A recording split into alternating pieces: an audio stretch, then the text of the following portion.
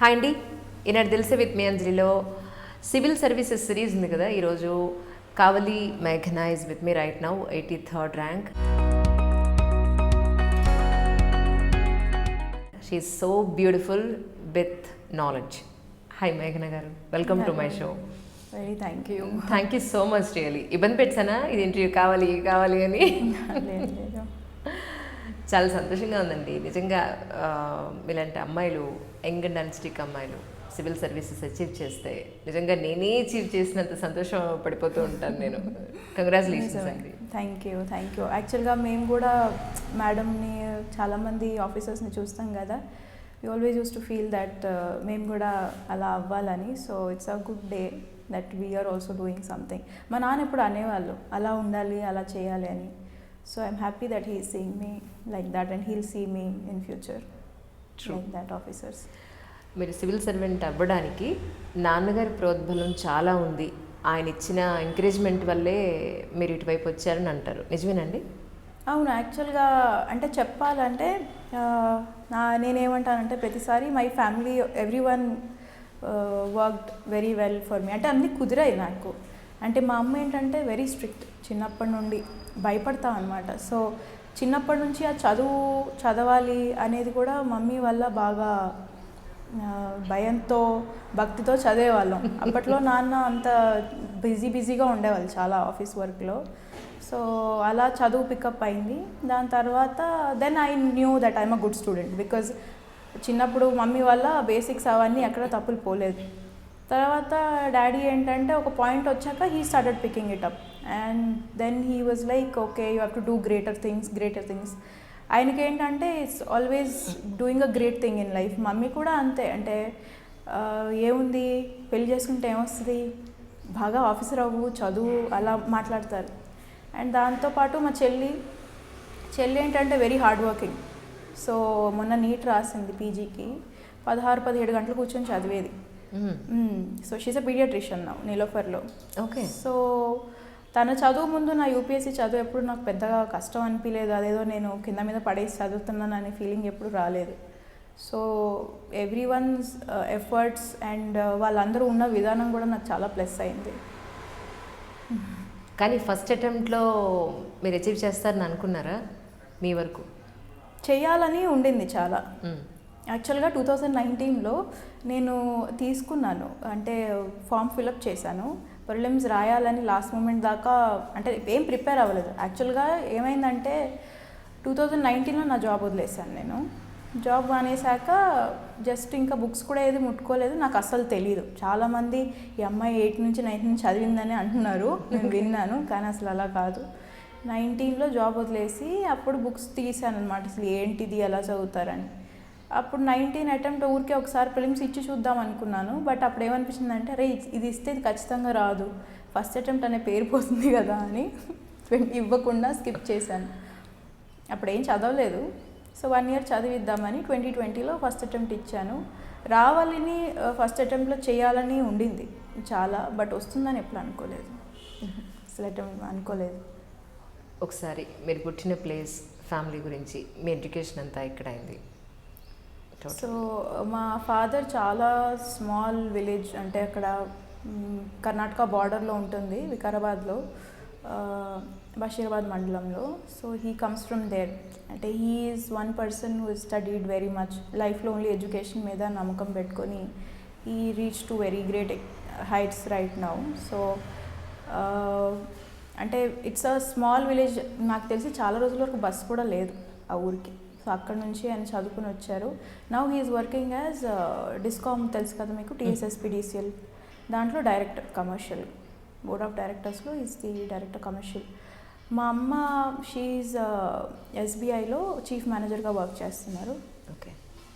So నేను పుట్టింది ఇక్కడే హైదరాబాద్లో, పెరిగింది మొత్తం ఇక్కడే. మోస్ట్లీ మై గ్రాండ్ పేరెంట్స్తో పెరిగాను నేను, because mom and dad both were working. నేను చెల్లి ఎక్కువ అమ్మమ్మ తాతగారితో ఉండేవాళ్ళం.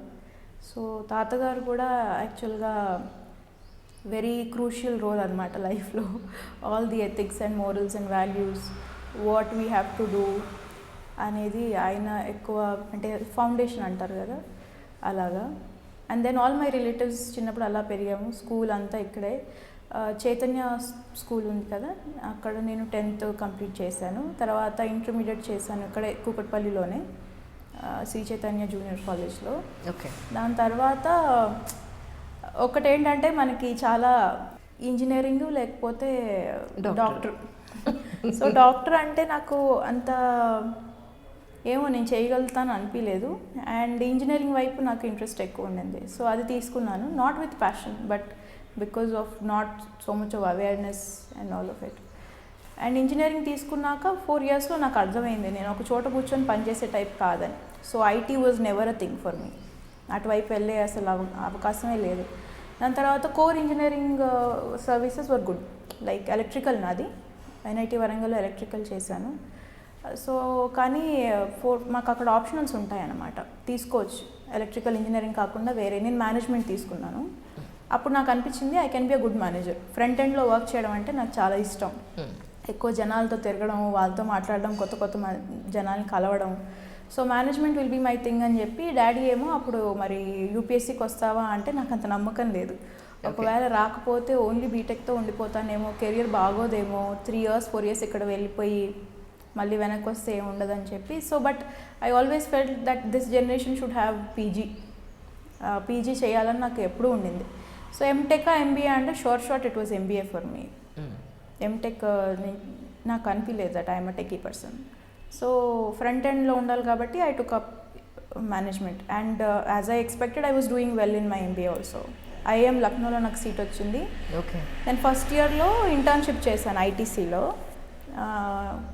సేల్స్లో ముంబైలో వర్క్ చేశాను. Then they gave me a PPO, pre placement offer. So first ఇయర్లోనే it got converted. So second year అయిపోయాక then I was thinking of UPSC but due to certain personal issues తీసుకోలేదు.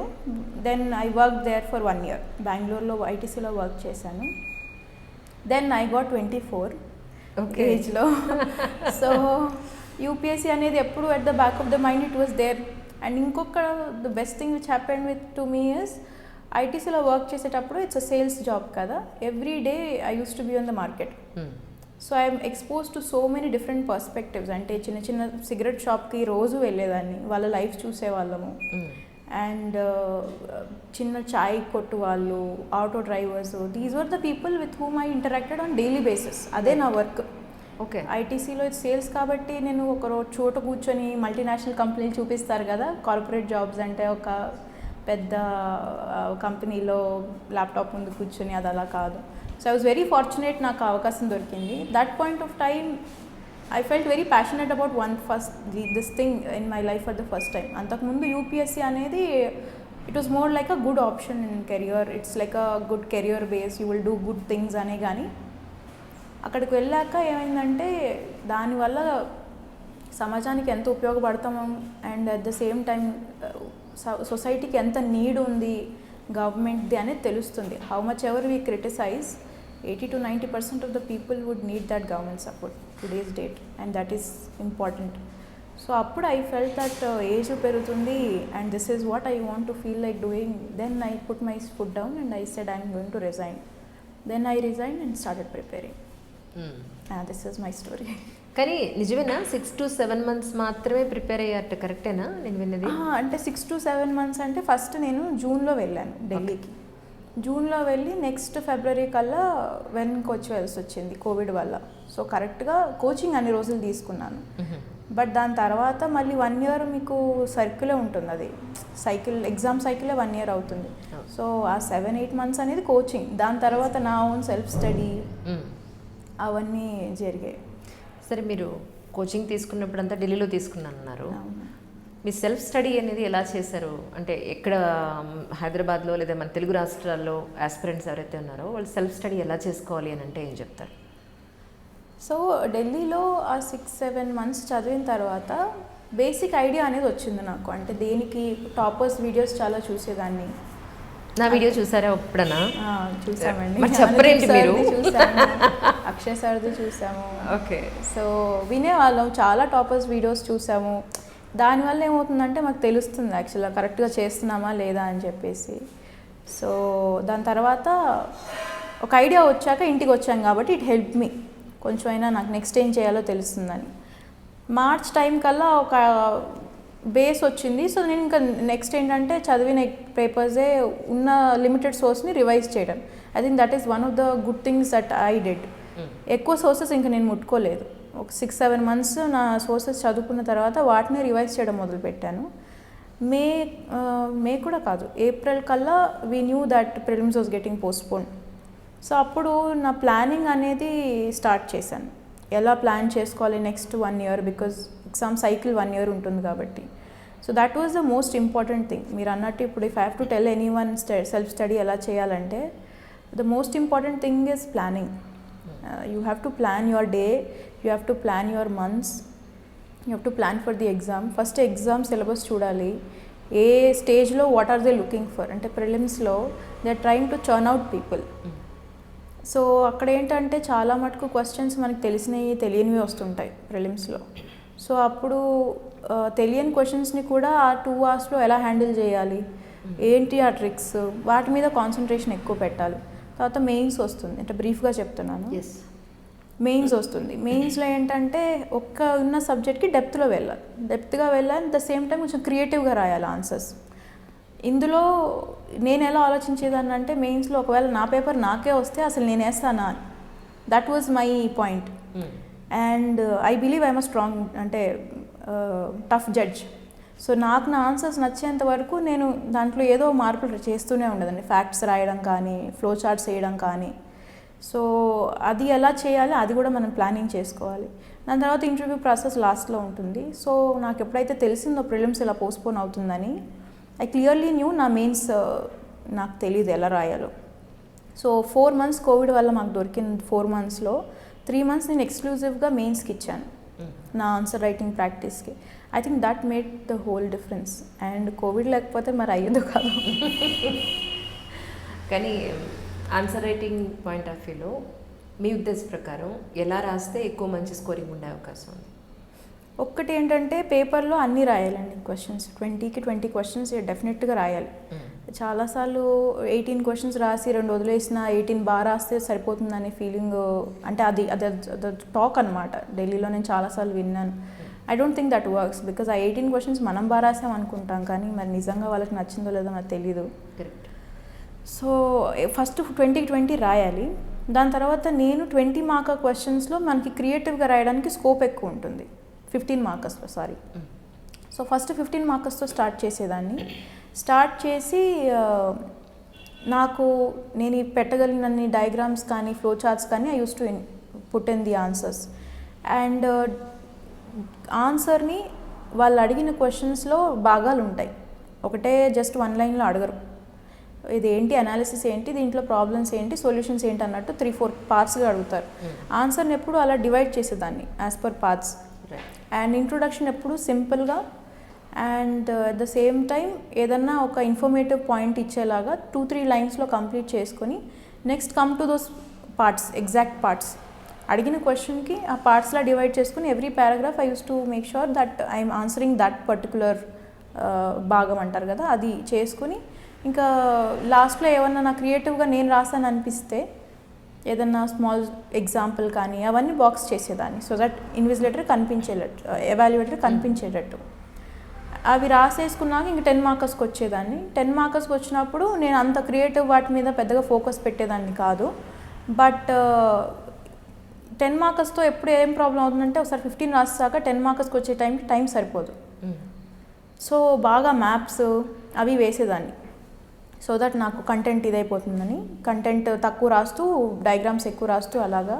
అండ్ పాయింటర్స్ బేసిస్లో రాసేసేదాన్ని. అంటే paper open చేసినప్పుడు first 10 markers కనిపిస్తాయి కాబట్టి first 3-4 10 markers అయితే బాగా రాసేదాన్ని ఖచ్చితంగా. దాని తర్వాత మిగిలిన 15 markers అన్నీ బాగా రాసేదాన్ని. కానీ ఆ 5-10 ఉంటాయి, ఫస్ట్ 5 బాగా రాస్తాను. 5-10లో ఎక్కువ పాయింటర్ బేసిస్లో అండ్ మ్యాప్స్ రాసేసి మ్యాప్స్ గీసేసి I use to make sure that I complete the paper. And వాడు అడిగిన దానికి కనీసం ఆన్సర్ చేసామనేది. ప్రిలిమ్స్లో మైనస్ మార్కింగ్ ఉందండి ఇప్పుడు, ముందు అనేవాళ్ళు, ఇప్పుడు ఉందా? ఉంది. నెగిటివ్ మార్క్ మెయిన్స్లో కూడా ఉంది. నెగిటివ్ మార్క్ మెయిన్స్లో లేదు. జనరల్గా ఇన్ కేస్ మెయిన్స్లో కనుక మనకి రాని క్వశ్చన్ ఏదైనా ఉంటే ఖచ్చితంగా అటెంప్ట్ చేయాలనుకున్నప్పుడు దాన్ని ఎలా మనం ప్రజెంట్ చేస్తే బెటర్ అని అంటారు? మెయిన్స్లో మనకి సిలబస్ ఇస్తారు. ఓకే. సిలబస్లో మనం ప్రతి సిలబస్ వర్డ్ మీద కంటెంట్ ప్రిపేర్ చేసుకోవడం బెటర్. నేను 3 months చెప్పాను కదా కోవిడ్ టైంలో నాకు టైం దొరికిందని. సో ఆ 3 monthsలో నేను చేసిన పని ఇదే.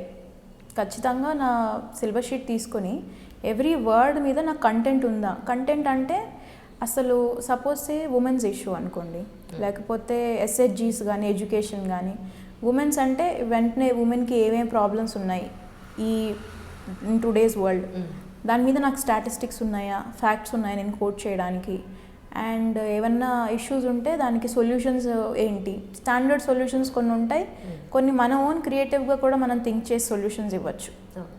అవి న్యూస్ పేపర్స్ నుంచి కొన్ని ఇన్స్పిరేషన్ అయినా ఏవైనా అవి కొన్ని ఎగ్జాంపుల్స్ పెట్టుకునేదాన్ని. అండ్ ఇంకేమైనా women leaders, everything related to women పెట్టుకుంటా అనమాట.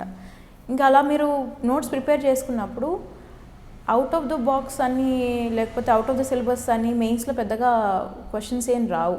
ఓకే. మీకు ఖచ్చితంగా ఎక్కడో ఒక చోట ఆ పెద్ద క్వశ్చన్లో ఏదో ఒక వర్డ్ తెలిసే ఉంటుంది. So we can write it. అంటే నాకు తెలిసి అలా అవ్వదు మెయిన్స్లో. మేబీ ఎథిక్స్లో అవుతుండొచ్చు. ఎథిక్స్లో అయినప్పుడు కూడా నాకు ఏదో ఒకటి తెలిసిన రాసేదాన్ని, వదిలిపెట్టలేదు ఎప్పుడు. ఆప్షనల్స్ విషయంలో కూడా మీరు చాలా క్లియర్గా, ఒక బలత మ్యామ్ దాంట్లో వీడియోలో నేను చూసాను చాలా క్లియర్గా. సో ఆప్షనల్స్ పాయింట్ ఆఫ్ వ్యూలో, ఎందుకంటే ఐడ్రీమ్ వ్యూవర్స్ కూడా చాలా చూస్తూ ఉంటారు ఏం చెప్తున్నారు. ఒకసారి మీ బుక్ లిస్ట్ కానీ అట్ ద సేమ్ టైమ్ ఆప్షనల్స్ తీసుకునే వాళ్ళ గురించి ఒకసారి మీ అడ్వైజ్ అని చెప్తారు. సో ఆప్షన్ అంటే it has to be the most, అంటే జిఎస్కి ఆప్షనల్కి తేడా ఏంటంటే మీరు జిఎస్లో చాలా వాళ్ళు మన నుంచి ఎక్స్పెక్ట్ చేసేది కూడా ఒక బేసిక్ లెవెల్ ఆఫ్ అండర్స్టాండింగ్. అడిగిన క్వశ్చన్కి కొంచెం స్టాండర్డ్గా రాసి కంక్లూడ్ చేసేస్తే చాలు. ఇప్పుడు ఆప్షనల్కి వస్తే they will expect some pro level.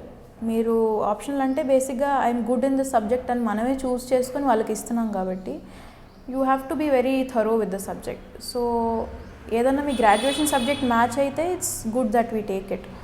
But నాకేంటంటే గ్రాడ్యుయేషన్ సబ్జెక్ట్ కొన్ని రోజులు అయిపోయింది and electrical engineering is tough to pick it again. నేను తీసుకోలేకపోయాను. మేనేజ్మెంట్ అనేది నేను మేజర్స్ చేశాను మార్కెటింగ్లో అండ్ హెచ్ఆర్లో.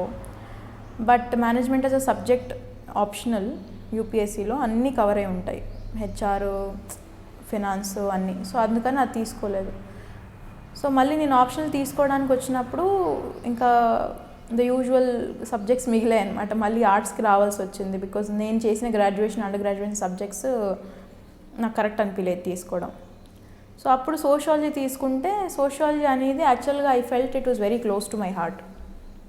అంటే చిన్నప్పటి నుంచి ఏదో ఒక రకంగా మనం సొసైటీలో పెరిగిన వాళ్ళమే చూస్తూ ఉంటాం.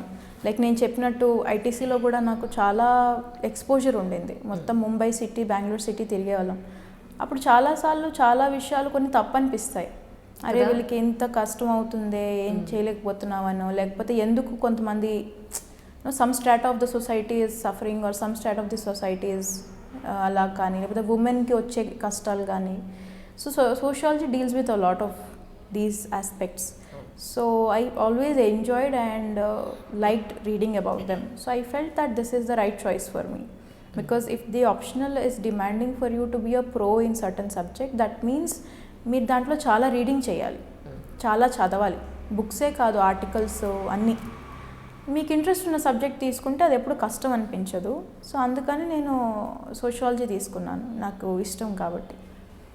అప్పుడు నెక్స్ట్ ఏంటంటే స్టెప్ ఏంటి, కోచింగ్ తీసుకోవాలా లేకపోతే సెల్ఫ్ స్టడీ చేయాలా, ఎలా బుక్స్ తీసుకోవాలి. సోషాలజీ అంటే నేను science student all my life. I did engineering, then management కూడా, మార్కెటింగ్, అవి more of quant person. So ఇది ఆర్ట్స్ కదా, ఒకేసారి ఆర్ట్స్కి చదవాలంటే నాకు కోచింగ్ తీసుకోవడం ఇంపార్టెంట్ అనిపించింది. ఉపేంద్ర సార్ అని ఉంటారు ఢిల్లీలో, ఆయన దగ్గర కోచింగ్ తీసుకున్నాను. కోచింగ్ తీసుకున్నాక ఒక అండర్స్టాండింగ్ వచ్చింది, ఇప్పుడు ఎగ్జామ్కి ఎలా చదవాలి, అంటే సోషాలజీ అనేది ఏంటి యాజ్ అ సబ్జెక్ట్ అని, first paper, second paper. Then నా కోచింగ్ ఇన్స్టిట్యూట్లోనే జనాలు మాట్లాడేది అవి వింటాం కదా, సార్ ఫస్ట్ పేపర్ ఎంత కవర్ చేస్తారు, సెకండ్ పేపర్ ఎంత కవర్ చేస్తారు, రెఫరెన్స్ మెటీరియల్ ఏంటి, ఆయనే చెప్పారు చాలా రెఫరెన్స్ బుక్స్. సో సోషియాలజీకి ఫస్ట్ కోచింగ్ అయిపోయాక నా బేసిక్ రీడింగ్, నేను కోచింగ్ మెటీరియల్ ఆయన చెప్పిన క్లాస్ నోట్స్ చదివాము, ఆయన ఇచ్చిన రెఫరెన్స్ మెటీరియల్స్ చదివాము. చదివిన తర్వాత కొన్ని బుక్స్ ఉంటాయి. ఇప్పుడు మీకు చెప్పాలంటే హార్లంబోస్ అని బ్లూ బుక్ ఉంటుంది, అది నేను రిఫర్ చేశాను. రిట్జర్ అని ఇంకో బుక్ ఉంటుంది, జార్జ్ రిట్జర్ అని. దాంట్లో థింకర్స్ పార్ట్ మొత్తం నేను చదివాను. దాని తర్వాత ఈపీడబ్ల్యూ ఉంటుంది, ఎకనామిక్ అండ్ పొలిటికల్ వీక్లీ అంటారు. దాంట్లో ఆర్టికల్స్ వస్తాయి. దాని సబ్స్క్రిప్షన్ ఏదన్నా లేకపోతే ఎవరైనా ఫ్రెండ్స్ షేర్ చేసుకుంటే కూడా నైస్ థింకింగ్ థాట్స్ అనమాట. ఇవన్నీ థింకింగ్ పాయింట్స్ మనకి దొరుకుతాయి. అంటే sociology is a subject like that. Okay. So నేను ఎంజాయ్ చేసేదాన్ని అది చదవడము అవి. సో ఇలాంటి బుక్స్, ఇగ్నూ మెటీరియల్స్ ఉంటాయి. ఏవేవైతే నా సిలబస్ షీట్లో మ్యాచ్ అవుతున్నాయి అనిపించిందో ఆ మెటీరియల్ ఇగ్నూ నుంచి తీసి చదివేదాన్ని సోషాలజీకి. అండ్ దెన్ మోస్ట్లీ ఇంతే, హార్లంబోస్ బుక్, రిట్జర్ బుక్ ఒకటి, ఇగ్నూ మెటీరియల్స్, ఈపీడబ్ల్యూలో articles, then my own class notes. ఇవి ఒకసారి బేసిక్ అండర్స్టాండింగ్ అయిన తర్వాత టెస్ట్ సిరీస్ జాయిన్ అవ్వాలి. సో స్టార్టింగ్లో నేను చాలా ఇబ్బంది పడ్డాను సోషాలజీతో. నేను ఫస్ట్ ఆన్సర్స్ రాసినప్పుడు మా సార్, ఆయన ఉపేంద్ర సార్ దగ్గర తీసుకెళ్ళి చూస్తే ఈ said I'm very disappointed with you. Okay. నాకు నేను బాగానే రాసాను అనిపించింది. బట్ సార్ అన్నారు, నువ్వు ఏంటి క్లాస్లో చెప్పింది అప్పచెప్పినట్టు రాసావు, ఇదేనా రాయడం అని.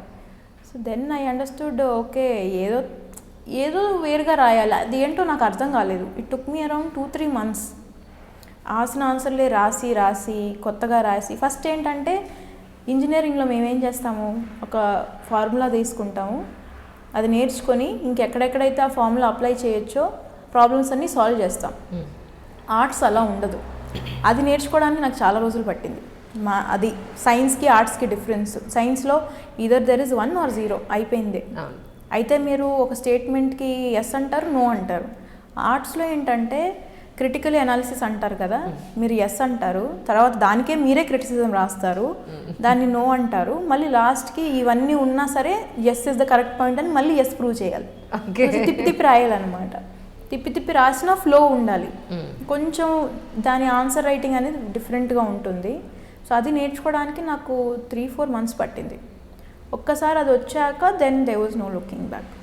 బట్ దానికోసం మటుకు రాయడమే, రాసి మీకు ఎవరన్నా తెలిసిన వాళ్ళు ఉంటే కానీ వాళ్ళకి చూయించి and keep on evaluating yourself. Like I was telling you right, I was judging my own answers. Sir అలా అన్నప్పుడు నాకు అర్థం కాలేదు ఎందుకన్నారు. తర్వాత టాపర్స్ ఆన్సర్స్ దొరుకుతాయి మనకి నెట్లో. ఆ టాపర్స్ ఆన్సర్స్ తీసుకొని ఎవాల్యుయేట్ చేసేదాన్ని, నా ఆన్సర్స్కి వాళ్ళ ఆన్సర్స్కి ఏంటి తేడా అని. అప్పుడు అనిపించింది నాది చాలా బిగినర్ లెవెల్లో ఉన్నాయని. They use to do analysis on the paper, నేనేమో క్లాస్లో చెప్పింది రాశాను. రెండింటికి తేడా ఉంటుంది. ఎవరైనా చెప్పింది రాయడము, మనం సొంతంగా ఆలోచించి రాయడం అనేది డిఫరెంట్. అది పేపర్లో ఎవాల్యుయేటర్కి తెలిసిపోతుంది మనం మైండ్ పెట్టి రాసామా లేదా, అది ఇంపార్టెంట్. అది ఆన్ ద ఫుట్ ఆ రోజు 3 hours ఆ క్వశ్చన్స్ మీద మీరు ఆలోచించి మీ మైండ్ కొంచెం పెట్టి దాంట్లో ఏదన్నా క్రియేటివ్గా రాసి at the same time static part కూడా రాసి అది రాయాలి సోషియాలజీలో. సో దానికి టైం పడుతుంది. We have to do a lot of answer practice for it. ఎన్ని అవర్స్ మీరు ప్రాక్టీస్ చేస్తారంటే ఏం చెప్తారు ఆన్సర్ రైటింగ్కి? ఆన్సర్ రైటింగ్ జిఎస్కి అయితే అరౌండ్ 35 టెస్ట్ రాసి ఉంటాను మొత్తం.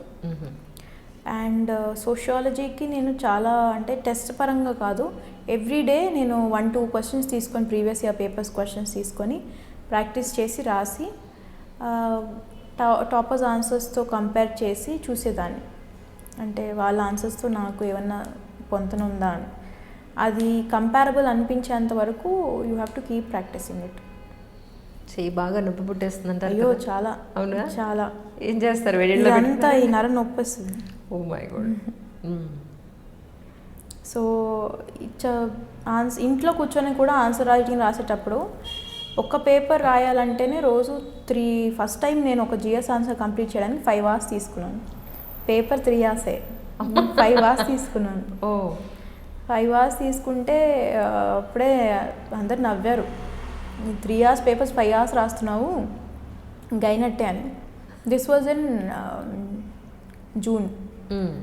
మాకు కోవిడ్ వల్ల పోస్ట్పోన్ అయింది కాబట్టి this was in June 2020.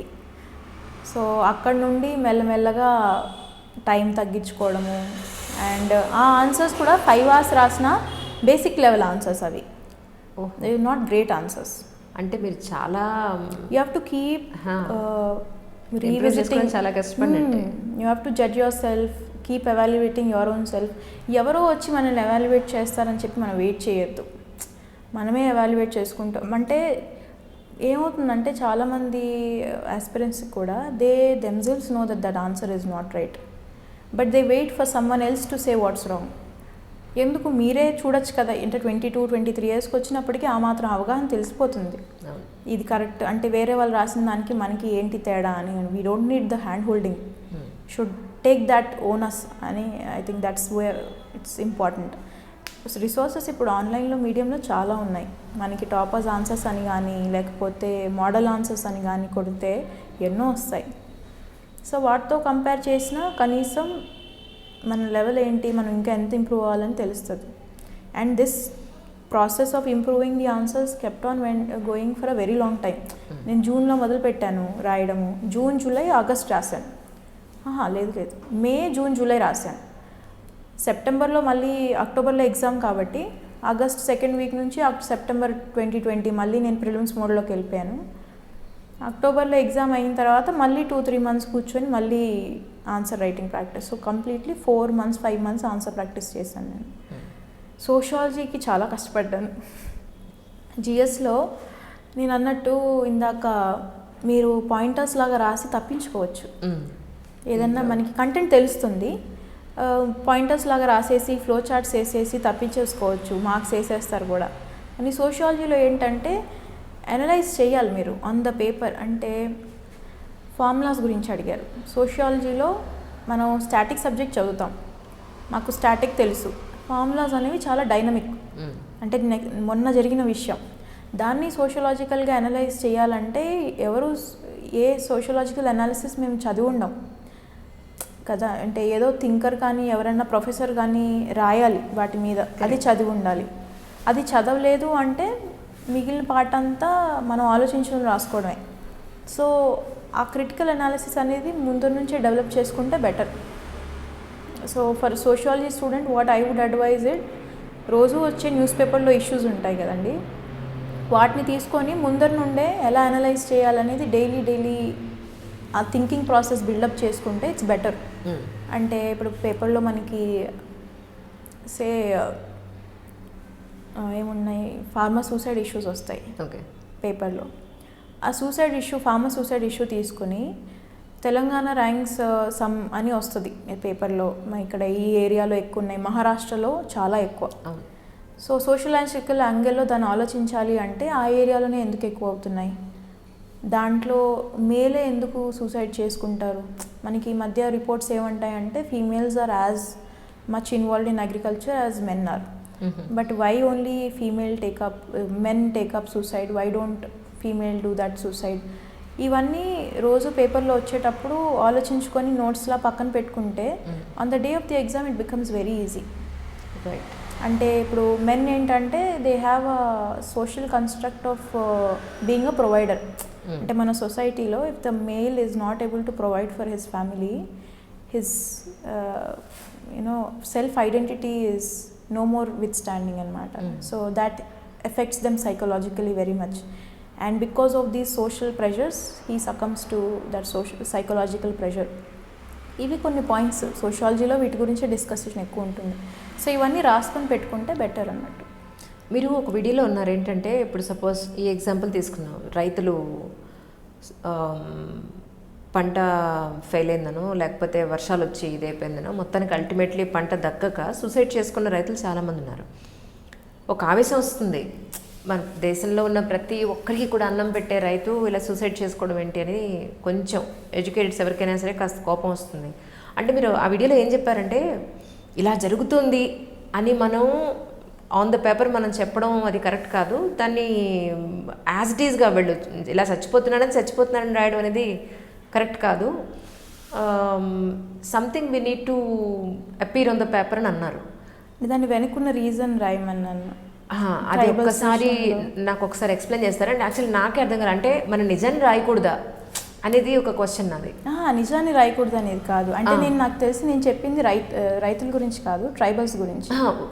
Correct, ఎవరిదైనా సరే. సో ఇష్యూ ఏంటంటే నేను చెప్పింది సో ఇప్పుడు ట్రైబల్స్ మనకి వ్యాక్సిన్ హెసిటెన్సీ ఉంది కదండి ఇష్యూ.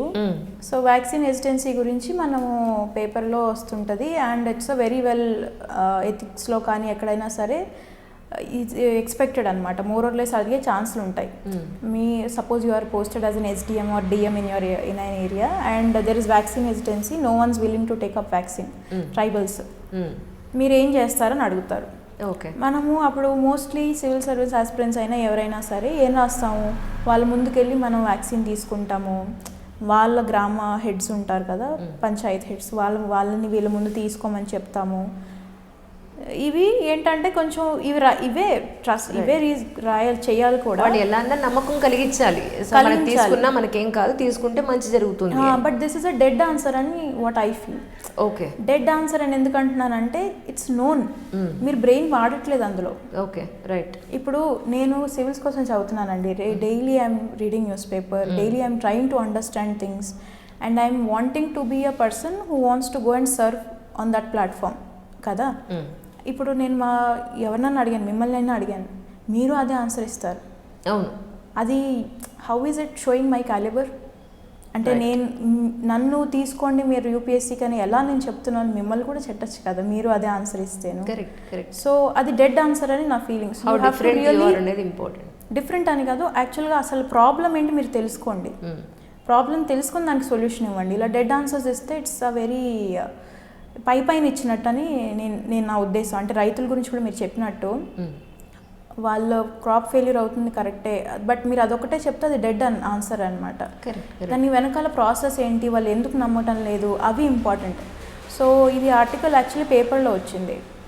సో వాళ్ళు ఇలాగే చేశారు వ్యాక్సిన్కి, వాళ్ళ ముందు వ్యాక్సిన్ వేసుకుని అయినా ట్రైబల్స్ వ్యాక్సిన్ వేసుకోవట్లేదు.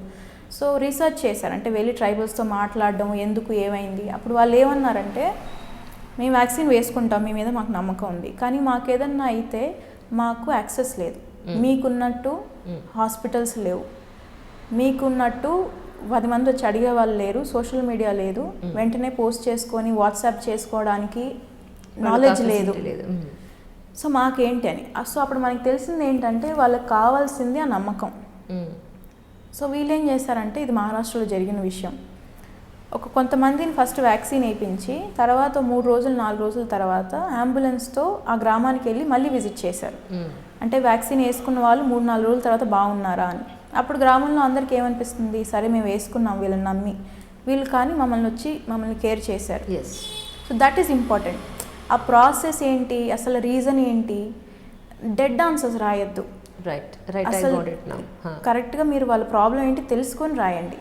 వెంటనే సింపతి చూపించేయడము, it's not getting deep into the issue, you're not going to solve the issue with it. Farmers issue అయినా ఏ ఇష్యూ అయినా సరే, అంటే ఇప్పుడు ఇందాక నేను అన్నాను కదా, sociologically you do that analysis. మెన్కి ఇట్స్ అ ప్రొవైడర్ ఇష్యూ, అందుకని వాళ్ళు సైకలాజికల్ దెబ్బతింటారనమాట. నా పిల్లలకి నేను చదువు చెప్పలేకపోతున్నాను, అది బాగా దెబ్బతీస్తుంది వాళ్ళని. సో మనము అలాంటివి ఇష్యూ, ఇప్పుడు ఎడ్యుకేషన్ మీద వాటి మీద కూడా మనం ధ్యాస పెడితే ఆ స్ట్రెస్ అంతా తగ్గుతుంది on a parent, on a male. So they will do well. ఇప్పుడు మన చాలా రిపోర్ట్స్ చూస్తే కూడా men are psychologically more at risk than women. Why does that happen? These are the reasons. So that is why. అంటే there is also another thing that women are more gregarious. So gregarious nature valla they have more venting outlets for their problems, men are not. So as a society, if we can provide them more venting points to talk, then it becomes easier for them. So these are the points you should think and write. Dead గా రాస్తే నాకే వేయాలనిపించింది. ఇప్పుడు ముంబైలో మీరు చూసిన పరిస్థితులు కానీ, సామాజిక పరిస్థితులనండి, ప్రజలను మీరు చూస్తుంటారు, లేదా మన దేశ కాలమాన పరిస్థితులు చూసినప్పుడు, ఇక్కడ హైదరాబాద్ కానీ అక్కడ ముంబై కానీ ఇష్యూస్ చాలా చూస్తుంటారు, మీ మైండ్లో పడి ఉంటాయి. న్యూస్ పేపర్లో చదివినప్పుడు, మీరు ఎగ్జామ్ రాసేటప్పుడు, అనలైజ్ చేసినప్పుడు ఏమనిపిస్తుంది మీకు? మన సొసైటీ గురించి, మన దేశం గురించి, ఇక్కడున్న ప్రజలు ఎలా ఉన్నారు, వాళ్ళ పరిస్థితి ఏంటి ప్రస్తుతానికంటే ఏమనిపిస్తుంది? అంటే అన్నీ ఉన్నాయండి. అంటే ఇప్పుడు హ్యాపీనెస్ ఉంది, బాధ ఉంది. There is growth and there is need for growth also. So ఒకరోజు ఏమైందంటే యాక్చువల్గా నేను బాండ్రా వర్లీ సీలింగ్ ఉంటుంది, మీరు ఎప్పుడన్నా చూసారా? సో మిడ్ నైట్ నాకు ఫ్లైట్ ఉండింది. I had to take up a flight to Kolkata, head office ఐటీసీది. సో నైట్ టైం నేను ఆ బాండ్రా వర్లీ సీలింగ్ నుండి వెళ్ళి, నేను వర్లీలో ఉండేదాన్ని, బాండ్రా క్రాస్ చేసి ఫ్లైట్ తీసుకోవాలి. సో నేను అక్కడ నుంచి చూసినప్పుడు దూరం నుంచి చూశాను అనమాట, వర్లీని దూరం నుండి చూస్తే ఎగ్జాక్ట్గా ఇలా ఉంది. మీరు అంటే ఇప్పుడు ఇది కనిపిస్తుందో లేదో వెనకాల ఇంటర్వ్యూలో వాళ్ళకి. Okay. So it was actually looking like some New York city. అవునా? నాకు ఎంత ఆశ్చర్యం వేసిందంటే, సో వీరు యాక్చువల్లీ చిన్నప్పటి నుంచి మనం చూస్తాం కదా హాలీవుడ్ మూవీస్లో వాటిలలో పెద్ద పెద్ద sky raising towers, night time అంతా జిగేల్ జిగేల్ మనీ సిటీ అంతా మెరుస్తుంటుంది, అది సీ మీద రిఫ్లెక్షన్ పడి everything's like a glow. So నేను జస్ట్ వెనక్కి తిరిగి చూసినప్పుడు ఐ సా దట్ సీన్ అనమాట. Then at that day I felt మనం ఎంత ముందుకు వచ్చాం కదా అని. This was a dream that we used to see. ఎక్కడికో వెళ్ళి ఇలాంటి ప్రదేశం చూడాలని నా ఆశ. యూఎస్ వెళ్ళినప్పుడు ఇది చూస్తాము, యూరోప్ వెళ్ళినప్పుడు ఇది చూస్తామని. But I saw it in Mumbai. So ఆ పరంగా వీ హెవ్ కమ్ అక్రాస్, మతలబ్ we have come a very long way. But there are issues also at the same time. So I feel both ways. చాలా things మనం solve చేయగలిగినవి ఉన్నాయి, already చేసినవి ఉన్నాయి. So I feel good about it and I want to be a part of that development. That's why I'm here. ITC లాంటి పెద్ద కంపెనీలో work చేశారు, ఒంటరిగా ఫ్లైట్స్లో అటు ఇటు తిరిగారు. అట్ ద సేమ్ టైం అక్కడ జాబ్ చేసేటప్పుడు మీరు బయటకు వెళ్ళడం కానీ వర్క్ చేయడానికి దానికి వెళ్ళారు. యాజ్ ఎ ఉమెన్ అంత ఈజీగా ఇండిపెండెంట్గా తిరగడం దగ్గర నుంచి ఇండిపెండెంట్గా జాబ్ చేయడం, అక్కడ మీరు ఒక్కరు ఉండడం, స్టేయింగ్ కానీ వాట్ ఎవర్ ఇట్ ఈస్, ఒక అమ్మాయిగా అంత ఈజీ అయినా బయట పరిస్థితులు అంత అనుకూలంగా ఉన్నాయి అమ్మాయికి?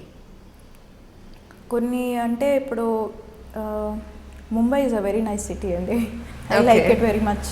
నేను ముంబైలో ఎవ్రీ డే సేల్స్ చేసేదాన్ని. నాకు సివిల్ సర్వెంట్ కనిపిస్తున్నారు మీలో, ఎందుకంటే వాళ్ళు మాత్రమే అంత డిప్లొమాటిక్గా చక్కగా చెప్పేది ఆన్సర్. అదే అంటే ఇప్పుడు మీరు సివిల్ సర్వెంట్ అయ్యారని చెప్పొద్దు మీరు నాకు. లేదండి, మీరు మామూలు ఒక స్టూడెంట్గా ఉండి ఒక ఎంప్లాయీగా ఉండి అక్కడ వర్క్ చేసినప్పుడు. నేను రెండు చెప్తాను. రెండు చెప్పండి. నేను రెండు చెప్తాను. సో నాకు సేల్స్ ఫస్ట్ స్టార్ట్ అయింది ముంబైలో. That was technically my first job. And నేను సేల్స్ చేసినాను కాబట్టి my day typically use to start at 9 o'clock in the morning and ends when my work ends or my task ends, and that is never ending. కార్పొరేట్లో అలాగే ఉంటుంది. So నేను వర్లీలో ఉండేదాన్ని and every day నా work కోసము తిరగాల్సి వచ్చేది. ఒక బ్యాగ్ వేసుకొని ఇంకా స్కెచెస్ కానీ షూస్ కానీ వేసుకొని I use to take a book and start my day. Okay. ముంబైలో. అండ్ ముంబైలో best part is local trains. అసలు ఖర్చు అవ్వదు, మిగతా అన్నీ చాలా ఖర్చు. సో ఎక్కడికి వెళ్ళాలన్నా లోకల్ ట్రైన్ పట్టేసుకొని ఎక్కడికంటే అక్కడికి తిరిగేస్తుండేదాన్ని. థానే కానీ కళ్యాణ్ కానీ రోజు వెళ్ళొచ్చేవాళ్ళం అనమాట. నేను వెళ్ళి రావాల్సి వచ్చేది. At the end of the day నా మేనేజర్కి ఏదన్నా మెసేజ్ పెట్టేసేదాన్ని. And ITC in that ways is very good. It trust its employees, it gives all that kinds of. ఇప్పుడు నేను ది ఇంటర్వ్యూ ఐటీసీ అని చెప్పట్లేదు, ఇంతకు ముందు కూడా నేను చెప్పేదాన్ని ఇదే విషయం. It's a very brilliant company to work. And నాకు ఇచ్చిన టాస్క్ కోసం నేను ఎక్కడికైనా వెళ్ళాలన్నా if I ask for anything they would provide. If not నేను అడగలేదు కూడా చాలాసార్లు. ఎందుకంటే ముంబై ఈజ్ వెరీ సేఫ్ యాక్చువల్గా. వెరీ అంటే ఐ వుడ్ సే లోకల్ ట్రైన్లో వెళ్ళేటప్పుడు 9 దాటింది అనుకోండి, వాళ్ళకి ఫీమేల్ కోచెస్లో పోలీసులు ఉంటారు ఎవ్రీ ఫీమేల్ కోచ్లో. సో నాకు ఎప్పుడు ప్రాబ్లం అనిపించలేదు నా సేల్స్ విషయంలో కానీ అలా కానీ. నాకు ఎప్పుడైనా సరే Mumbai is a very fast city also. ఎవరు ఆగి ఇక్కడ ఏ అమ్మాయి నిలబడి ఉంది చూడాలి అన్నట్టు ఏమి ఉండదు, అసలు అంత ఇబ్బంది లేదు. సో నాకు ఇబ్బంది లేకుండానే నేను సేల్స్ చేశాను. కానీ మీరు అన్నట్టు అది నిజమే. ఇంకోటి ఇబ్బంది ఎక్కడ అవుతుందంటే సేల్స్లో మీరు ఒక 150 మెంబర్స్కి హెడ్గా వర్క్ చేయాలి, ఎక్కడైనా సరే, ఏ కంపెనీ అయినా సరే.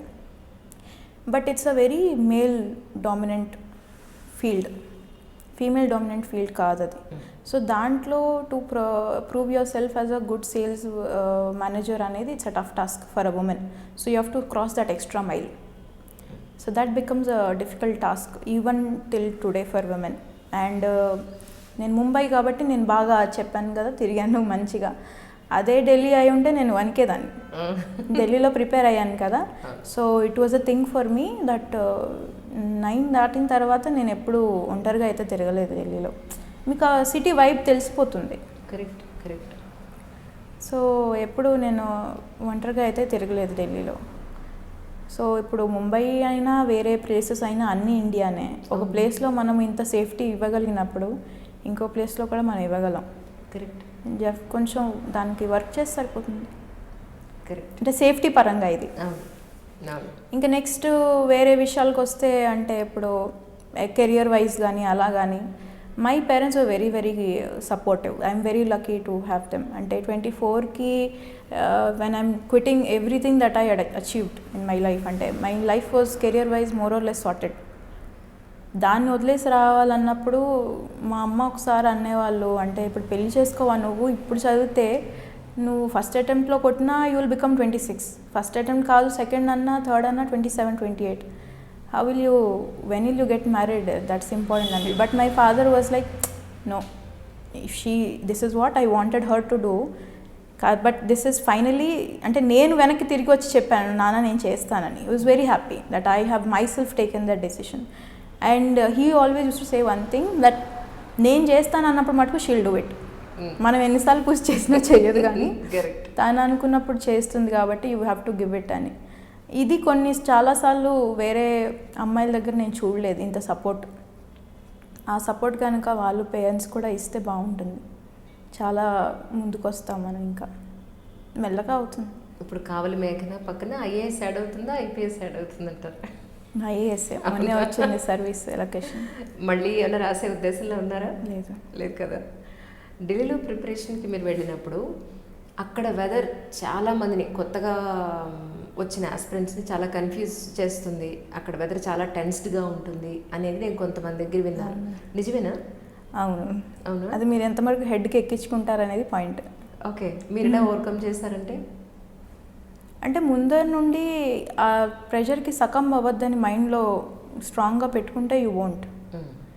అండ్ నాకెలా ఉండిందంటే more than that my pressure was, నేను ఒకటి వదిలేసి వచ్చాను కాబట్టి I have to 2 years if I'm giving here my outcome should be better then what I left and came. అంటే ఇప్పుడు నేను ఐటీసీలో వర్క్ చేస్తూ ఉండుంటే సీనియర్ మేనేజర్ లెవెల్కి వెళ్ళేదాన్ని నేను ఒక 3-4 yearsలో. అది నాకు ఎక్కువ ప్రెషర్ ఈ చుట్టుపక్కల కంటే కూడా. ద ఆపర్చునిటీ కాస్ట్ అంటారు కదా అది. You see your friends moving ahead, everyone's getting married or settling in life, everyone's getting a promotion, salary అలా డాడా పెరుగుతుంటుంది. You have left everything again coming back and depending on your parents is not something you like. So that was more pressurising for me. అందుకని నాకు ఆ pressure పెద్ద pressure అనిపించలేదు. But అది నిజమే. మీరు ఎంతమందిని ఇక్కడ ఎలా ఉంటుందంటే పొద్దున్న 9 o'clockకి చూస్తే కొన్ని వేల మంది రోడ్డు మీద అలా నడుచుకుంటూ అవే బ్యాగులు వేసుకుంటూ అవే క్లాసులకు వెళ్తూ, ఇప్పుడు వాళ్ళని చూసి నేను కూడా చేయగలనా అని ఎప్పుడు సెల్ఫ్ డౌట్ పెట్టుకుంటే అది యాడ్ అవుతుంటుంది. అలా ఆలోచించద్దు. మీరు అనుకుంటున్నారు కోచింగ్కి వెళ్ళేసి వచ్చేయండి అంతే. ఇంకా వాళ్ళని చూసి భయపడి వాళ్ళు చేస్తున్నారు వీళ్ళు చేస్తున్నారు నేను చేయగలనా అని డౌట్ పడితే మటుకు ఇంకా అది it will start pushing you down. మనల్ని మనమే వెనక్కి తగ్గించుకున్నట్టు ఉంటుంది. దాన్ని ఎప్పుడు మైండ్కి ఎక్కించుకోవద్దు ఎక్కువగా. మనం వెళ్ళింది క్లాస్ తీసుకోవడానికి, వెళ్ళేసి వచ్చామా అన్నట్టు ఉండాలంతే. నేను అదే చేసాను. ఈ జర్నీలో ఎక్కడ ఎవ్వరు మీకు నచ్చిన వాళ్ళు కనిపించలేదా? మీ వెంట పడ్డవాళ్ళు? అబద్ధం లేదండి. పర్వాలేదు చెప్పండి. లేదండి, కోవిడ్ వల్ల ఇన్ని రోజులు ఇంట్లో కూర్చున్నాం కదా, మరి ఎలా? అరేంజ్ మ్యారేజ్ అనుకుంటున్నారా, లవ్ మ్యారేజ్ అనుకుంటున్నారా? ఏమో, ఏది కుదిరితే అది.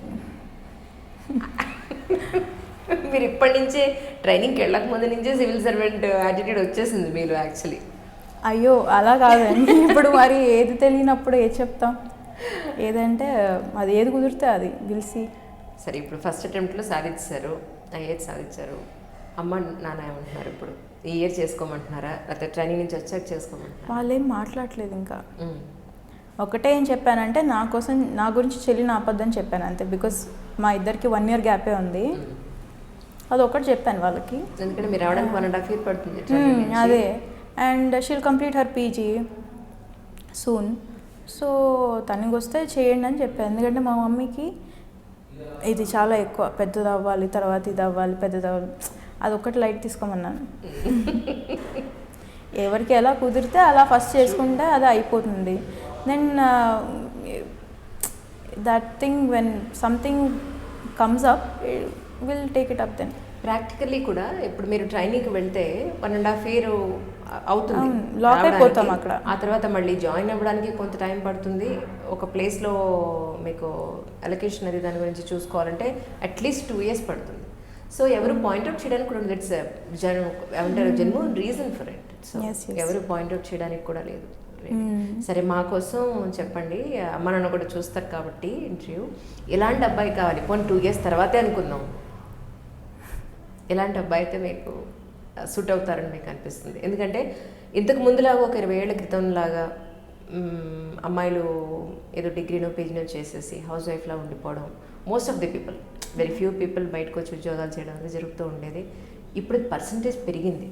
ఆడపిల్లలు వాళ్ళ కాళ్ళ మీద వాళ్ళు నిలబడి వాళ్ళకంటూ ఒక ఇన్కమ్ సోర్స్ వెతుక్కుని as now we're ready for the marriage అని. తర్వాత పిల్లల పాయింట్ ఆఫ్ వ్యూలో కూడా వాళ్ళు మెంటలీ ప్రిపేర్డ్గా ఉంటే కానీ ఎలాంటి స్టెప్ తీసుకొని నాలెడ్జబుల్ అమ్మాయిలు ఇప్పుడు పర్సంటేజ్ వైజ్ మనకు చాలా పెరిగింది. సో అందుకని మీకు ఎలాంటి వాడైతే మీకు కంపానియన్ సూట్ అవుతారని మీకు అనిపిస్తుంది అని అంటే ఏం చెప్తారు? ఇప్పటి వరకు పెద్దగా ఆలోచించలేదు, బట్ నాకు తెలిసి that connection is very important. You will feel that, I don't know how to express it, but and at the same time కొంచెం sensible person, I know someone who can adjust a little and let me adjust a little. ఇవే ఇలాగే ఉండాలి అని strong mindset ఉంటే కష్టం. And that happens. Okay, చాలాసార్లు civil services వచ్చాక they will become very strong in their mindset, but అది personal లైఫ్లోకి తేవద్దు అనేది నా opinion. You have to be as non officer as possible in your personal life. Correct, true, నిజమే కదా. ఒకసారి ఎక్కడున్నా సివిల్ సర్వెంట్స్ కానీ లేదా ఒక టాప్ మోస్ట్ ప్రొఫెషన్లో ఉన్నప్పుడు మేబీ మైండ్లో మనసులో అలా ఉండిపోతుందేమో ఆ అథారిటీ అనేది కానీ ఆ స్ట్రాంగ్ ఒపీనియన్స్ కానీ అలా ఉండిపోతే అడ్జస్ట్ అవ్వడం కష్టం అవుతుంది. సో మీ పాయింట్ ఆఫ్ వ్యూలో మీరు కొంత అడ్జస్ట్ అవుతారు, అవతల వచ్చేవాడు కూడా కొంత అడ్జస్ట్ అయితే లైఫ్ కూల్గా వెళ్ళిపోతుంది అనేది మీ point. That's really great. And some amount of liveliness, అంటే కొంచెం జోకులు, కొంచెం సినిమాలు. వాట్ అబౌట్ సినిమాలండి? నేను పెద్దగా చూడనండి. అవునా? టైం లేదు అసలు. అంతకుముందు అంటే హైదరాబాద్లోనే ఉండుంటే ఒకవేళ అలవాటు పడేవేమో, బట్ బీటెక్ అప్పటి నుంచే నేను బయటకు వెళ్ళిపోయాను. ఆఫ్టర్ 10 years ఐ థింక్ నేను ఇప్పుడు again I'm staying for so long in Hyderabad. UPSC journey అప్పుడే. ఇంక దాని తర్వాత బయట తిరుగుతూ అక్కడ ఇంకా కుదరలేదు. సివిల్ సర్వీసెస్కి మీ పర్సనల్ ఇన్ఫర్మేషన్ ఇచ్చే దాంట్లో హాబీ అనేది చాలా కంపల్షన్ ఉంటుంది. అది అడగాలి, అది రాయాలి అని అంటారు. మీ పరిస్థితి ఏంటి? ఏం రాశారు? సో సేమ్ నాకు అదే ఇష్యూ అయింది. నాకు యాక్చువల్గా పెయింటింగ్ అంటే ఇష్టం, బట్ నేనేం ప్రో కాదు పెయింటింగ్లో, ఏదో beginner painter type. But painting రాస్తే ఇష్యూ అనిపించింది నాకేంటంటే, వాళ్ళకి ఖచ్చితంగా చాలామంది పెయింటర్స్ మీద వాటి మీద అవగాహన ఉంటుంది. They are very well read people. So నాకు అది ప్రాక్టికల్ అనిపించలేదు. రాసి వెళ్ళి గొయ్యిలో ఊకొని అక్కడ దాంట్లో పడ్డం ఎందుకని నేను అది రాయలేదు. ఇంకా మిగతా వస్తే కొంచెం ఐ లైక్, మా పిన్ని ఉంటుంది, మా పిన్ని చిన్నప్పటి నుంచి ఈ బ్యాంగిల్స్ చేయించడము, ఇయర్ రింగ్స్ చేయించడము, she likes all of that. So తనతో కూర్చొని అవి చేయడం నాకు ఇష్టం. సో అది చేస్తాను కాబట్టి అది రాశాను. Because that is a forte. You have to see. వాళ్ళు ఖచ్చితంగా హాబీ మీద అడుగుతారండి. మీరు మాట్లాడగలిగేలా ఉండాలి, మీరు ఏదైనా చెప్పగలిగేలా ఉండాలి. వాళ్ళు అడిగినప్పుడు చెప్పలేకుండా ఉంటే బాగోదు. అటువంటి హాబీ ఏదైనా తీసుకుంటే బెటర్. మీరు ఒకవేళ ఇప్పుడు ఏం లేకపోయినా డెవలప్ చేసుకుంటే బెటర్. సో ఈ bangle making and earrings ఇవన్నీ కొంచెం యూనిక్ అనిపించాయి. They definitely will be interested and I will have more to talk about it. కాబట్టి అది రాశాను నేను. ఇంకోటి ఏంటంటే సెకండ్, ఆర్టిఫిషియల్ ఇంటెలిజెన్స్ అంటే నాకు చాలా interest. Because I believe that's going to be the next big revolution. And government కూడా దాని మీద చాలా, all governments, international governments are all working on it, all international companies are working on it. So నేను దాని మీద ఎక్కువ interest పెట్టుకొని చూడడము, చదవడము, వాటివి డాక్యుమెంటరీస్ చూడడము అవి చేస్తుంటాను. So I mention that also. So artificial intelligence గురించి నాకు చాలా అడిగారు ఇంటర్వ్యూలో కూడా. ఇవి 2 రాశాను నేను. మీకు ఏవైతే you can talk at length అని అనిపిస్తుందో అది మెన్షన్ చేయడం better. And you have genuinely should have some interest. అక్కడ there are people of lot of ఏమంటారు దాన్ని, వాళ్ళకి ఎంత ఎక్స్పీరియన్స్ ఉంటుంది on everything. So if you fake anything right on your face they will make it out. So మీకు ఆ genuine interest, knowledge, content తెలిసినప్పుడు ఆ హాబీ రాయడం బెటర్. నిజంగా ఏ హాబీ లేకపోతే pick up one hobby. Cycling is a very good thing హెల్త్కి కూడా. So pick that up and write it as a hobby. And you should know about it. Cycling అంటే ఎందుకు సైక్లింగ్ చేయాలి, దానివల్ల బెనిఫిట్స్ ఏంటి, ఎప్పుడు మొదలైంది, అండ్ నెక్స్ట్ రెవల్యూషన్స్ ఏంటి సైక్లింగ్లో, ఇవన్నీ కూడా తెలియగలగాలి. మీ ఇంటర్వ్యూ పాయింట్ ఆఫ్ వ్యూలో ఎలా జరిగిందంటే ఏం చెప్తారు? నాదైతే నాకు నచ్చింది. I was happy after coming out of my కొన్ని మిమ్మల్ని ఏమడిగారో చెప్తారా వ్యూవర్స్ కోసం? సో నాకు ఇంటర్వ్యూలో ఫస్ట్ మాది సత్యవతి మేడం బోర్డ్ అనమాట నాది. అందులో వెళ్ళంగానే మేడం నన్ను ఏమేమి చదివావు అది డాఫ్ చదివారనమాట. చదివాక మరి ఏం చేస్తున్నావు, ఎప్పుడు why did you quit your job ఇంతమంది కోవిడ్ టైమ్స్లో they are looking for jobs and you quit your job and preparing అని నేను చెప్పాను. ఒక 1-2 attempts I'll give it with all my ability and strength and everything. So then అప్పుడు వదలకపోతే నేను job తీసుకుంటానని చెప్పాను మ్యామ్కి. నెక్స్ట్ నేను ఎల్జిబిటీ కమ్యూనిటీ గురించి ఐ వర్క్డ్, అంటే వర్క్ కాదు, సమ్ కమ్యూనిటీ ఎక్స్ట్రా కరిక్యులర్ యాక్టివిటీస్లో అవి చేశాను అనమాట. సో దాని మీద నన్ను క్వశ్చన్స్ అడిగారు. సెక్షన్స్ ఏంటి, జడ్జ్మెంట్స్ ఏంటి, నీ ఒపీనియన్ ఏంటి అవి అడిగారు. దెన్ అక్కడ నుంచి ఐపీసీకి వచ్చారు, because section 377 belongs to that. So ఐపీసీకి వచ్చాక ఐపీసీలో ఇంకా మిగిలిన రిడెండెంట్ సెక్షన్స్ ఏంటి అడిగారు. తర్వాత ఐఐటీస్, ఐఐఎమ్స్ ఇవన్నీ ప్రీమియర్ ఇన్స్టిట్యూట్స్, ఎన్ఐటీస్, వీటి నుంచి జనాలు ఎందుకు ఎంప్లాయబుల్గా లేరు యాజ్ పర్ రిపోర్ట్స్, నీ ఒపీనియన్ ఏంటి అడిగారు. నా ఒపీనియన్ చెప్పాక నేనేమన్నానంటే కొంచెం ఇంటర్న్షిప్స్ అవి పెంచాలి బికాస్ ప్రాక్టికల్ నాలెడ్జ్ వల్ల. అంటే సో మ్యామ్ 5 years చేయమంటావా మరి బీటెక్ అని అడిగారు. మా టైంలో 5 years ఉండేది, మళ్ళీ 5 years చేయమంటావా అంటే లేదు అన్నాను. Then she asked me for reasons. So I gave the same. అంటే 5 years వల్ల again there are social issues also కదా, సేమ్ థింగ్. మిడిల్ క్లాస్ ఫ్యామిలీస్కి ఎక్స్ట్రా బర్డన్ అవుతుంది. 21కి కాకుండా 22కి బీటెక్ అవుతే అమ్మాయిలకి ఎంటెక్ చేయడం కష్టం అవుతుంది. అలాంటి ఇష్యూస్ అవి చెప్పి and I told ma'am that 4 years పెట్టుకొని బట్ స్టూడెంట్స్కి చాలా ఖాళీ టైం ఉంటుంది, ఆ టైంలో ఇంటర్న్షిప్ కోసం పుష్ చేయాలని అలా. Then ma'am said okay. Next 4 members ఉంటారు. Every person will pick one thing about your detailed application form and ask questions. So next sir వచ్చేసి నన్ను సోషియాలజీ గురించి అడిగారు అనమాట. రిలీజన్ అది ఇంపార్టెంటా కాదా, why do you think religion is important for the society అని అడిగారు. దాని తర్వాత సార్ తెలంగాణ అండ్ ఆంధ్రప్రదేశ్ ఇలాగ వేరే సౌత్ స్టేట్స్లో వాటర్ ఇష్యూ ఎందుకు again and again it's coming up between the states, how do you think it should go solved, way ahead ఏంటి అడిగారు. దాని తర్వాత ఆయన ఈ 2 questions మీద ఎక్కువ కాన్సన్ట్రేట్ చేశారు. దాని తర్వాత మ్యామ్ అడిగారు. మ్యామ్ ఏంటి సోషల్ మీడియా మీద అడిగారు అనమాట. సోషల్ మీడియాకి గవర్నమెంట్కి అప్పుడు కోర్టులో కేసు అయింది కదండి ఆ విషయం మీద. సో సోషల్ మీడియాని కంట్రోల్ చేయాలా చేయొద్దా అంటే వాట్ ఈజ్ యువర్ ఒపీనియన్ అన్నట్టు మీడియా ట్రయల్స్ అవుతుంటాయి, వాటి మీద అడిగారు. సో దాని తర్వాత she was mostly concentrating on this part. తర్వాత ఇంకో సార్ ఉన్నారు, ఆయనేమో కరప్షన్ కాదు రెడ్ టేపిజం, బ్యూరోక్రసీలో స్లోగా వెళ్తాయి అంటారు కదా చాలా ప్రాసెసెస్, అవి కట్ చేయాలంటే ఏం చేస్తావు if you are when you become a bureaucrat. Then sustainable development goals ఉన్నాయి, వాటి గురించి చెప్పమన్నారు. తెలంగాణలో సెల్ఫ్ హెల్ప్ గ్రూప్స్ ఎలా వర్క్ చేస్తున్నాయి, నీకేం అవగాహన ఉంది వాటి మీద, హౌ ఆర్ దే డూయింగ్ అని అడిగారు. నెక్స్ట్ లాస్ట్ సార్ ఉన్నారు, ఆయనేమో నా టెక్నికల్ ఎడ్యుకేషన్ మీద క్వశ్చన్స్ అడిగారు. మాది ఎలక్ట్రికల్ ఇంజనీరింగ్ కాబట్టి ఆయన ఫస్ట్లీ ఎలక్ట్రికల్ ఇంజనీరింగ్లో అంటే ఫస్ట్ ఇండియాస్ ఎనర్జీ సెక్యూరిటీ గురించి అడిగారు. హౌ ఆర్ వి డూయింగ్, మనకి ఎనర్జీ సర్ప్లసా డెఫిసిటా, వేరే కంట్రీస్ నుంచి ఎటువంటి ఎనర్జీ ఆడిట్స్ నెట్ కాంట్రాక్ట్స్ ఉన్నాయి మనకి, అండ్ ఏ కంట్రీస్ నుంచి ఎటువంటి అంటే భూటాన్లో హైడ్రో మీద మనం ఇన్వెస్ట్ చేసాం, మయన్మార్లో ఆయిల్ మీద ఇన్వెస్ట్ చేస్తున్నాం. సో అలా అవి క్వశ్చన్స్ అడిగారు. తర్వాత నేపాల్లో జియోథర్మల్ అని చెప్పాను. I knew it will go for a question కావాలని అడిగి చెప్పాను. ఆయన అప్పుడు జియో థర్మల్కి డిఫరెన్స్ అడిగారు. థర్మల్ ఎనర్జీ ఎలా వర్క్ చేస్తుంది, జియో థర్మల్ ఎనర్జీ ఎలా వర్క్ చేస్తుంది, why do call it geo అంటే అది న్యాచురల్గా వచ్చే వేడి కాబట్టి అర్త్కి ఆ జియో థర్మల్ ఎనర్జీకి ఏంటి కనెక్షన్ అవి అడిగారు. తర్వాత ఆర్టిఫిషియల్ ఇంటెలిజెన్స్ మీద అడిగారు, which I wrote as a hobby.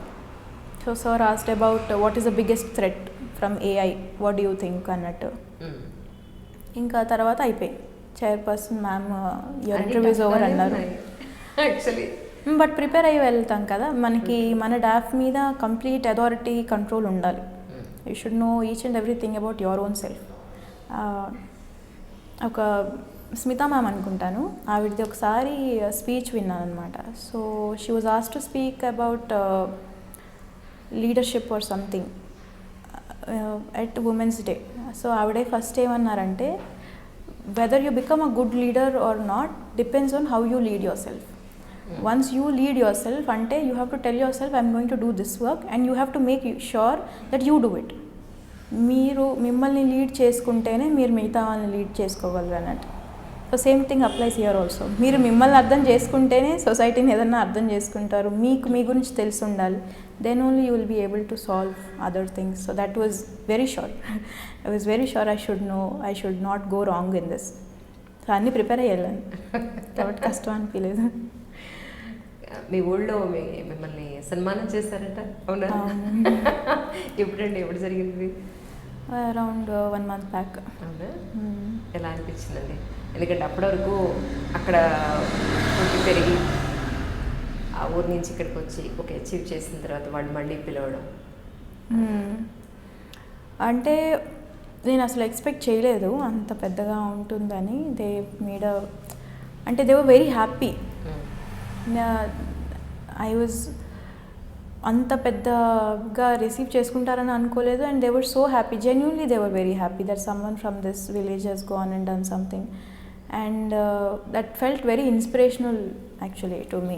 అంటే people are taking up and they అంటే బికాస్ దే ఆర్ హ్యాపీ అంటే it does not just mean they are happy, they are looking up to you and you feel that you have to give back that what ever మీకు ఉన్న responsibility అనేది కూడా మీకు తెలుస్తుంది. So that's what I felt, that you should be able to do all the kinds of దాన్ని ఏమంటారు, వాళ్ళు అనుకున్న విధంగా మనం సర్వ్ చేయగలగాలని. నిన్న కేటీఆర్ ఏదో కలిసినట్టున్నారు, ఏమన్నారు? Sir was also very happy. ఆయన తెలంగాణ నుంచి ఇలా ర్యాంక్ వచ్చింది, ఫస్ట్ అటెంప్ట్లో వచ్చింది అంటే అప్రిషియేట్ చేశారు చాలా. అండ్ తెలంగాణకి వర్క్ చేయమని అన్నారు. And I'm very happy, I would be very happy. State వస్తే క్యాడర్ ఏది వస్తుందో తెలీదు, బట్ వస్తే I will be very happy. And అది నార్మల్గా ఏం చదివావు అవి అడిగారు. Then he asked about why and when I thought about civil services. So అలా. కానీ మీరు ఎప్పుడు లైఫ్ ఎప్పుడు నార్మల్గా ఉండకూడదు, లైఫ్ ఎప్పుడు ప్రో ఉండాలి అని అనుకుంటూ ఉంటారంట. ఎందుకని? ఎందుకంటే నాన్నగారు ఆల్రెడీ ఒక స్టేబుల్ లైఫ్ ఇచ్చారు మీకు యాక్చువల్లీ, అయినా కూడా దానికి మించి ఇంకా ప్రో ఉండాలనేది ఏంటి మీ ఉద్దేశం? అది నాకు ఈ ఒక పాయింట్ నుంచి అనిపించిందని నేను చెప్పలేను. ఓకే, అది చిన్నప్పటి నుండి ఉండింది. I cannot go back and say that this is where I thought like that. I always felt like that. I don't know why. I think unconsciously it must have been a thing of what my father, mother, తాతగారు వీళ్ళంతా చెప్పిన దాని ప్రకారం అయి ఉండొచ్చు. చెల్లి కూడా ఎప్పుడు ఏదో చదివేశాము అలా ఎప్పుడూ లేదు అసలు. యాక్చువల్గా నేను చదవనప్పుడు వచ్చి ఏడ్చేది, అక్కయ్య ఎందుకు చదవట్లేదు, నువ్వు చదువు. ఓకే. సో ఇంట్లో ఎన్వైరన్మెంట్ అనుకుంటాను అది. Parents also never settled for anything which was ordinary. అంటే మా ఫాదర్ విషయం కూడా చూస్తే from the village he Hess come and to the point he is today, it's an inspirational journey for any one.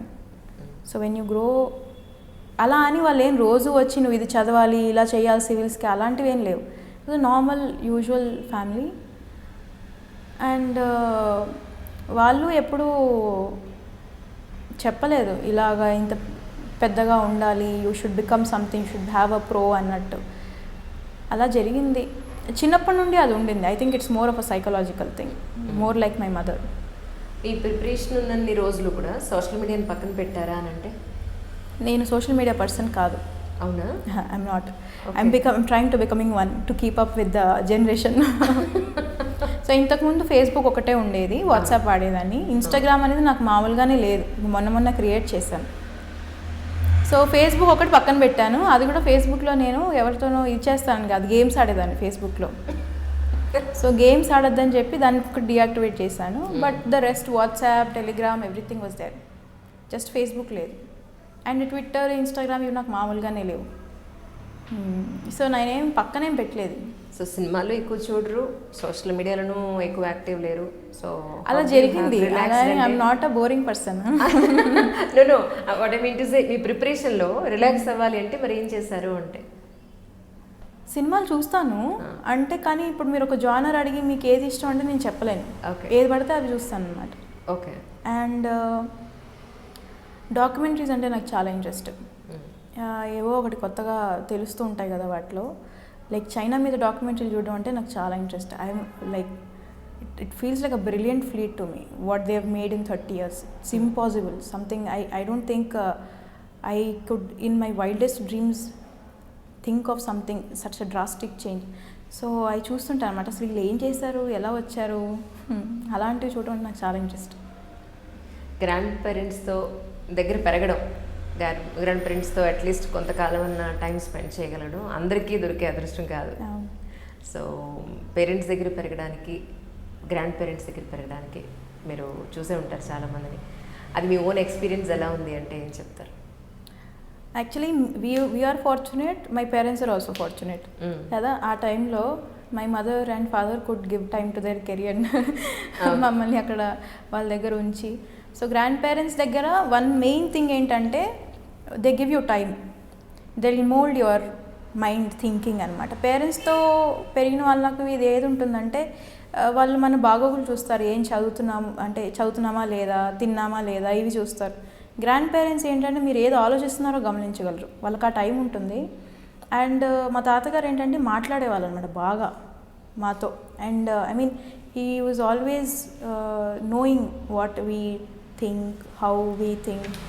మా ఫాదర్తో అసలు అంత టాకింగ్ ఎప్పుడు జరగలేదు నాకు రీసెంట్ టైమ్స్ వరకు. అంటే I will give you small example. నాకు తెలిసి it was 2 examples I give you. ఒకటి ఏంటంటే ఆయన పొద్దున్నే లేచి న్యూస్ పేపర్ చదువుతుంటారు, పక్కన కూర్చుని ఉండేవాళ్ళం. అండ్ ఐ వాజ్ జస్ట్ చూస్తున్నాను, ఒక వాల్కనో ఫోటో ఉండింది. I was hardly around 6 or 7 years. ఆ టైంలో వాల్కనో ఉంటే కొత్తగా అనిపిస్తే అడిగాను ఏంటది అని. దెన్ హీ టోల్డ్ మీ ఇది ఇలా ఉంటుంది, బర్స్ట్ అవుతుంది, జనాలు చనిపోతారు, somewhere people died, somewhere in Europe or something. And then I got very anxious, అమ్మో ఇలాంటిది ఏదన్నా హైదరాబాద్లో వస్తే మేమేమైపోతామని. దెన్ అడిగాను మనకు వస్తే ఎలాగ ఎప్పుడైనా వచ్చిందా ఏంటి అని అడిగితే తాతగారు అన్నారు లేదు ఇండియాలో రావు అని. అదేంటి ఎందుకు రావు అంటే ఇక్కడ లేవు volcanoes, as a geographically we're not having అని. అప్పుడు నేను హమ్మయ్య అన్నాను అంతే. దానికి ఆయన గంట క్లాస్ స్పీకర్ అనమాట. అంటే మనుషులు ఎక్కడ ప్రాణం పోయినా అది ఒకటి కాదా, నీకు అప్పుడే ఇది నా రాష్ట్రం, ఇది నా దేశం అనేది అవసరం నీకు. సో అలాగా your personality molds a lot. That's what I was telling you, right? My morals and values a lot come from him. Yes. So he was very sure that we understand those intricacies at the very beginning of our age. And ఇప్పుడు అప్పట్లో India Pakistan match అంటే పెద్ద craze. అప్పట్లో Inzamamul Haq was the captain of Pakistan. And ఎప్పుడు బాగా score చేసేవాళ్ళు అనమాట. ఆయన బ్యాటింగ్కి వస్తే అబ్బాయి ఎందుకు వచ్చాడని నేను తిట్టుకునేదాన్ని.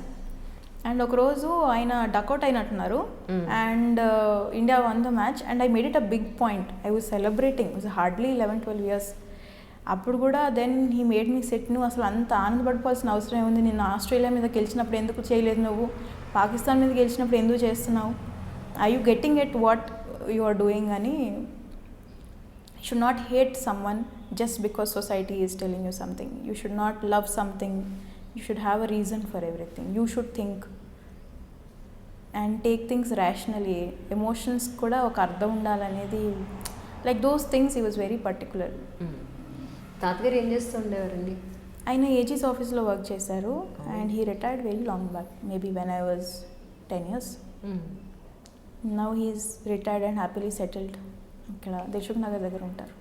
ఈరోజు మీరు ఈ స్థాయిలో ఉన్నారు అని అంటే ఈ సందర్భంగా మీడియా ముఖంగా మీరు ఎవరికి థ్యాంక్స్ చెప్పుకోవాలి అంటే ఏం చెప్తారు? All my family, everyone played their part. I mean ఇప్పుడు నేను చెప్పిన స్టోరీస్లో కూడా you can see lot of people played different roles and everyone it's like a వంట చేసినట్టు. All the ingredients came together and the final result came out to be this.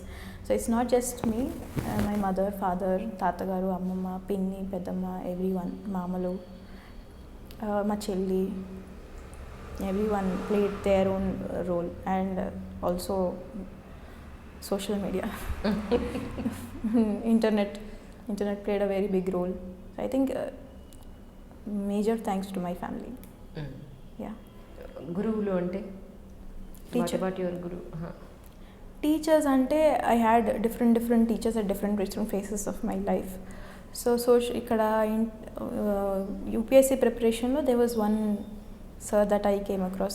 అంటే ఆయన ఎప్పుడు నన్ను యూపీఎస్సీ మెంటర్షిప్ ప్రోగ్రాంలో mentor కింద అలా ఎప్పుడు ట్రీట్ చేయలేదు. And at the same time నేను కూడా ఎప్పుడు ఆయన ఒక మెంటర్ అని ఈ నోట్స్లు చదివించుకొని చూపించుకోవాలి, ఆన్సర్స్ రాసి చూపించుకోవాలని కాదు. హిమాంశు ఆయన పేరు. సో వాళ్ళ మిస్సెస్ కూడా madam is an IRS officer. తన వీడియోస్ నేను యూట్యూబ్లో ఇలాగే చూసేదాన్ని అనమాట. And I didn't know they both were married. Okay. ఆవిడ గురించి నేను ఇంతోనే వెళ్ళి చెప్పేదాన్ని. ఆయన కూడా మంచిగా వినేవాడు, ఎప్పుడు చెప్పలేదు that he. So he was all through my preparation time. So thanks to him. And school నుంచి అలాగా I had my own teachers to help me at every point. Like ఇప్పుడు సార్ ఎలా ఉన్నారో ఇంతకుముందు కూడా, అంటే ఇప్పుడు లాస్ట్ మూమెంట్ వరకు కూడా ఇంటర్వ్యూ అప్పుడు కూడా I use to call back my teachers and professors. NITలో IIMలో ఏమైనా డౌట్స్ ఉంటాయి, ఎలక్ట్రికల్ ఇంజనీరింగ్ సంబంధించి డౌట్స్ ఉన్నా, లేకపోతే మార్కెటింగ్ కొన్ని సంబంధించిన డౌట్స్ ఉన్నా, used to call back my professors. So everyone help me. We just have to reach out అండి. Many times we just have to just reach out, tell them that we need you. A lot of people will be ready to help us. అని అదొక్కటే చెయ్యం. ఢిల్లీలో మీరు coaching తీసుకున్న తర్వాత ఇక్కడ హైదరాబాద్ వచ్చేసిన తర్వాత ప్రిలిమ్స్కి కానీ మెయిన్స్కి కానీ ఇంటర్వ్యూకి కానీ పర్టికులర్గా ఎవరి దగ్గరికి వెళ్ళలేదా? మీ విధంగానే ప్రిపేర్ అయ్యారా? ఇంకంతా ఆన్లైనే జరిగింది. ఇంకా ఎక్కడికి వెళ్ళడానికి లేదు. యాక్చువల్గా ప్రిలిమ్స్ వరకు we couldn't move anywhere. So ఆన్లైన్లోనే ఆన్సర్స్, క్వశ్చన్స్ రాయడము, వేటిలోనన్నా సొంతంగా ఒక కోచింగ్ ఇన్స్టిట్యూట్ టెస్ట్ సిరీస్ కానీ, మాక్ ఆన్లైన్ ఆల్ ఇండియా టెస్ట్ అవుతాయి, వాటి గురించి కానీ అలా రాసేదాన్ని. తర్వాత మెయిన్స్ టైంలో ఫస్ట్ ఒక టెస్ట్ సిరీస్ జాయిన్ అయ్యాను, సోషియాలజీ. నాకు అంతగా నచ్చలేదు. మళ్ళీ శంకర్ IAS అని ఒకటి ఉంటుంది, అందులో జాయిన్ అయ్యాను. మీరు నమ్మరు, జనవరిలో నాకు ఎగ్జామ్ ఫస్ట్ వీక్లో 7th నుంచో 8th నుంచో స్టార్ట్ అయింది. నవంబర్ లాస్ట్ వీక్లో ఎగ్జామ్ రాస్తే 250 మార్క్స్ పేపర్కి 72 వేశారు నాకు. It's very low, it's very low. So my world came to an end actually to a point. Disappoint అయిపోతాం కదా, ఇలా వస్తే అసలు మనం ఎలా పాస్ అవుతాం అనే క్వశ్చన్ వచ్చేస్తుంది కదా. నాకు క్వశ్చన్ పేపర్ కూడా కంప్లీట్ చేయలేకపోయాను సోషియాలజీలో, ఎందుకంటే GS చేసేదాన్ని, ఏముంది వెంటనే రాసేయడం. సోషియాలజీలో ఏంటంటే థింకింగ్ చేసి రాయాలన్నాను కదా మీకు, కొంచెం క్రియేటివిటీ, ఆ pro levelness, whatever it is, it's needed. So దానికి కొంచెం we have to think and write. ఆ థింకింగ్లో టైం పట్టేది. నేను పేపర్ కూడా కంప్లీట్ చేయలేకపోయేదాన్ని. నాకు ఫస్ట్ టైం 72 వేశారు, నెక్స్ట్ పేపర్లో 86 వేశారు. It's very wrong, it's very less. మీకు కోచింగ్లోనే ఇంత తక్కువ వేస్తారంటే యాక్చువల్ పేపర్లో ఇంకా తక్కువ వేస్తారు. సో నేను ఆయనకు కాల్ చేశాను, ఎవరైతే ఎవాల్యుయేట్ చేశారో ఆయనకు కాల్ చేసి ఏంటి నేను చేసిన తప్పని అడిగాను. ఆయన అన్నారు యూ విల్ స్కోర్ వెల్ అన్నాను. సార్ మీరు వేసింది 72, మీరు నేను స్కోర్ వెల్ అంటే ఊరికే చెప్పకండి, tell me because just 1 month ఉందని. So he told me one thing only, నీకేంటంటే ఇష్యూ అడిగింది కరెక్ట్గా రాయలేదు అంతే, but that creative thinking or whatever is needed, that uniqueness in the paper is there. All you have to do is pick up that basic things. మిగతా వాళ్ళ పేపర్లలో ఏదైతే ఉంటుందో అది నీ పేపర్లో లేదు, వేరే వాళ్ళ పేపర్లో లేనిది నీ పేపర్లో ఉంది. మిగతా వాళ్ళ దగ్గర ఉన్నది అదొకటి పిక్ చేసుకో చాలు అన్నాను. I asked him how, so gave me few tips. అంటే సోషియాలజీలో ఏమన్నా ఆన్సర్స్ చాలా సొసైటీల మీద ఉంటాయి కాబట్టి అవి జనరల్ స్టడీస్ వాళ్ళు రాసినట్టు రాయకుండా కొంచెం సోషియలాజికల్ యాంగిల్లో రాయాలి, అంటే యాజ్ అ సబ్జెక్ట్ రాయాలన్నమాట. ఇప్పుడు ఉమెన్స్ ఇష్యూస్ ఉంది. మీ టూ మూమెంట్ మీద క్వశ్చన్స్ అడిగారు. ఓకే. దానికి యూజువల్ వర్డ్స్ యూజ్ చేసి ప్యాట్రియార్కీ అని లేకపోతే ఉమెన్ ఆర్ నాట్ రెస్పెక్టెడ్ అని ఇలా రాస్తే అది చాలా జనరల్ ఆన్సర్ అయిపోతుంది. అలా కాకుండా టెక్నికల్ వర్డ్స్ యూజ్ చేయాలి. Social constructs, social institute as a marriage అని, లేకపోతే ప్యాట్రియార్కీలో కూడా why only certain communities have deep patriarchy. మీరు హర్యానాలో చూస్తే it's more, we are much more liberal southern place. అలా కొంచెం టెక్నికల్గా రాయడం నేర్చుకోవాలి. సో ఆ 1 month what call I took was I did not write more papers anymore. ఏంటంటే మీకు 72 వచ్చినప్పుడు టెన్షన్ అయిపోయి బాగా ప్రాక్టీస్ చేసి ఇది అవ్వాలంటే I had only 1 month. At that point I took a call that okay జిఎస్లో అయితే ఆన్సర్ రైటింగ్ ప్రిపరేషన్ నేను చేశాను. Now I have to pick up that new things in sociology. So I stopped giving more and more sociology tests and I started working on making it sound more sociological. అంటే ఆ terms use చేయడం కానీ, more థింకర్స్ని add చేయడం కానీ, నా own పర్స్పెక్టివ్ని buildup చేసి కాంక్రీట్గా రాయడం. నా ఓన్ పర్స్పెక్టివ్ రాసినప్పుడు కూడా వర్డ్స్ యూస్ చేస్తేనే దాంట్లో ఆ కిక్ అనేది వస్తుంది, ఆ sociological way of it writing. So ఆ 1 month I took that chance, let me do this work and I will manage my answer writing. So it clicked and finally నాకు 275 వచ్చాయి మొత్తం పేపర్లో. So 1.5 monthలో that change had to be done. You have to work. ఎక్కడైనా సరే you will always find issues like this. ఐటీసీలో కూడా internship అయినప్పుడు 2 months I worked, 2.5 months ఉంటుంది. 2 months work చేశాక నా మేనేజర్ అన్నారు నువ్వేం చేయలేదు అన్నారు. 2 months అయ్యా and he went for a Spain vacation. అది చెప్పేసి ఆయన వెళ్ళిపోయారు vacation. I had only ½ month. Okay. And నేను చేసిందంతా మళ్ళీ రీవర్క్ చేయాలి నేను. The same thing happened now also. So these kind of things keep happening. We should not lose the hope. Just వెనక్కి తిరిగి ఎక్కడ తప్పైందో చూసుకొని ఫటాఫటా దాన్ని రెక్టిఫై చేసుకొని ముందుకెళ్ళిపోవడమే. And that work then also. I got a BPO. They work now also. So should not get disappointed. ఆ తప్పు అనేది maybe it will be very small. You must have done 90% correct only. 10% ఎక్కడో తప్పు అవుతుంది. ఆ 10% rectify చేసుకుంటే again it's 100% yes. మీ total ప్రిపరేషన్లో ఇంటర్వ్యూ వరకు మీరు స్మార్ట్ వర్క్ చేశారా, హార్డ్ వర్క్ చేశారా అంటే ఏం చెప్తారు? క్లీషే ఆన్సర్, 2 చేసామంటారు. స్మార్ట్ వర్క్ అంటే planning and strategising. I very well knew my forte will be essay and ethics. Essays నేను బాగా రాయగలను చిన్నప్పటి నుండి. సో ఎస్సేలో నేను ఎక్కువ తెచ్చుకోవాలి, దాని మీద వర్క్ చేయాలని నాకు తెలుసు. సో ఎస్సే మీద నేను ఏమంటారు డిఫరెంట్గా రాయడం అనే దాని మీద ఫోకస్ చేశాను ముందర నుండే. And it paid of well. I scored 140 which is good according to this mains that we wrote. దాని తర్వాత సోషియాలజీ ఉంది కదా, సోషియాలజీలో లాస్ట్ 1.5 month నాకు ఎక్కడైతే మార్క్స్ తక్కువ వేశారనిపించినప్పుడు దాని మీద నేను ఎక్స్ట్రీమ్గా ఫోకస్ పెట్టాను. ఏదో small mistake I'm doing, I have to rectify that mistake అని. ఆ మిస్టేక్ ఒకటి రెక్టిఫై చేసుకున్నాక next was ethics. Ethics I always felt అంటే I like that subject because I always believed in those morals.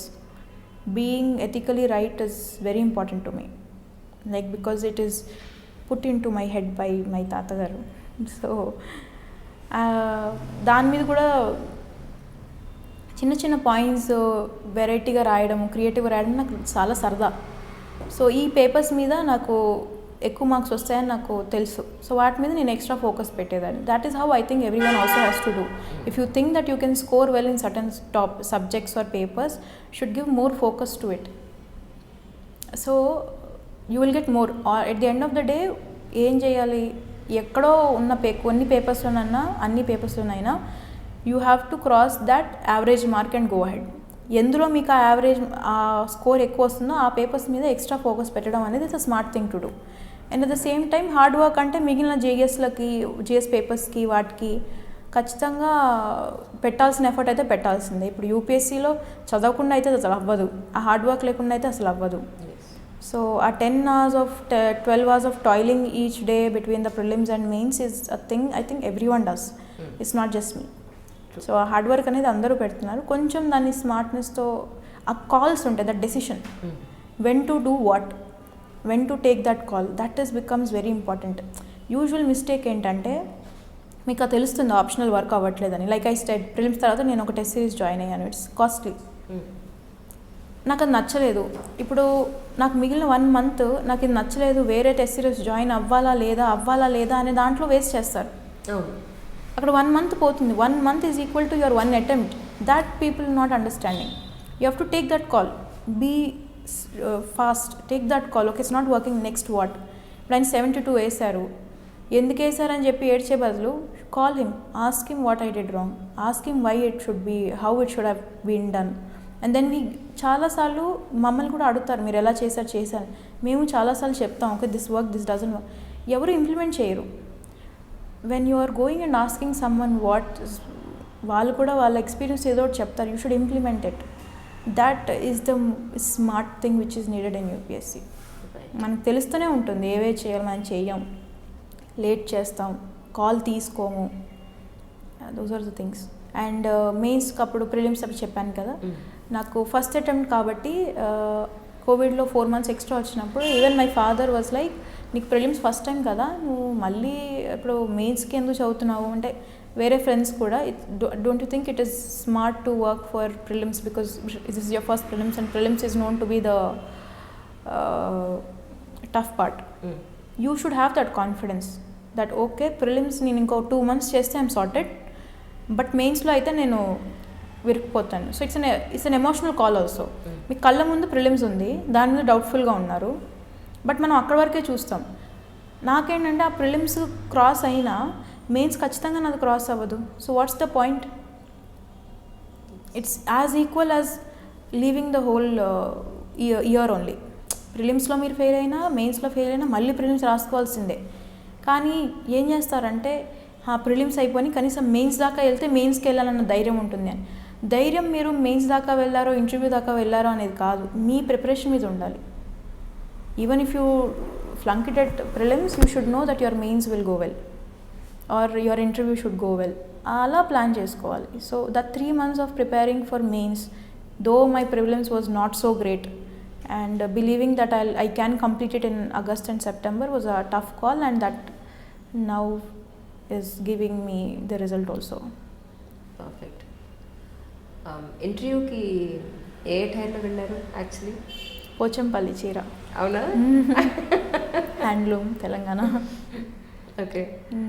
అంటే మీరే అనుకున్నారా, లేకపోతే అమ్మ నాన్న ఏదైనా లేదు సారీ అది బాగుంటుంది అని? శారీ అని ఖచ్చితంగా ముందే ఫిక్స్ అయ్యాము, బట్ ఏ శారీ అనేది చూస్తున్నాం అనమాట. అప్పుడు బనారస్వి కాకుండా తెలంగాణ చీరలు వేసుకుంటే బాగుంటుందని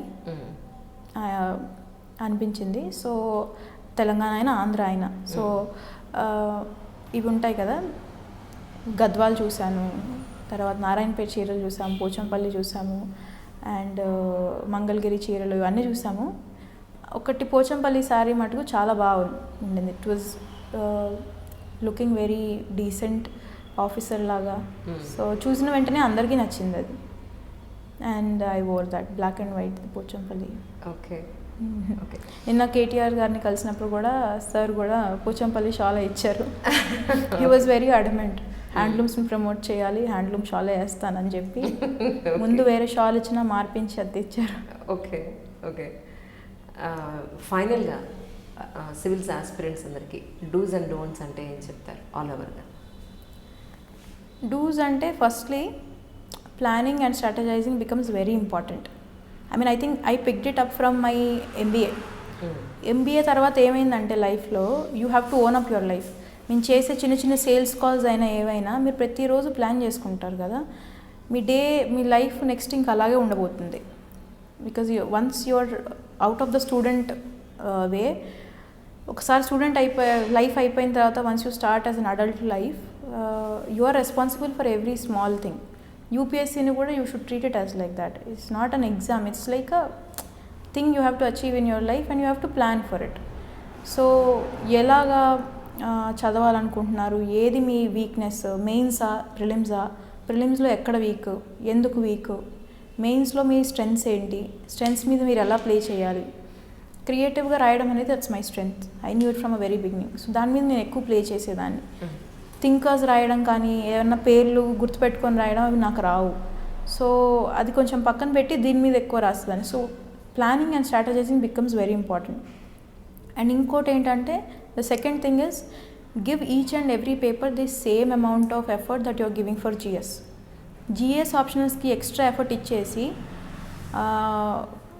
మెయిన్స్ ఎక్స్క్లూజివ్ టాపిక్స్ ఉంటాయి like disaster management, climate change, మళ్ళీ ఎథిక్స్, ఎన్వైర్మెంట్, దెన్ ఎస్ఏ, వీటికి తక్కువ టైం ఇస్తారనమాట. దీనివల్ల మనం ఎక్కడైతే స్కోర్ చేయగలమో అక్కడ మిస్ అయిపోతాం.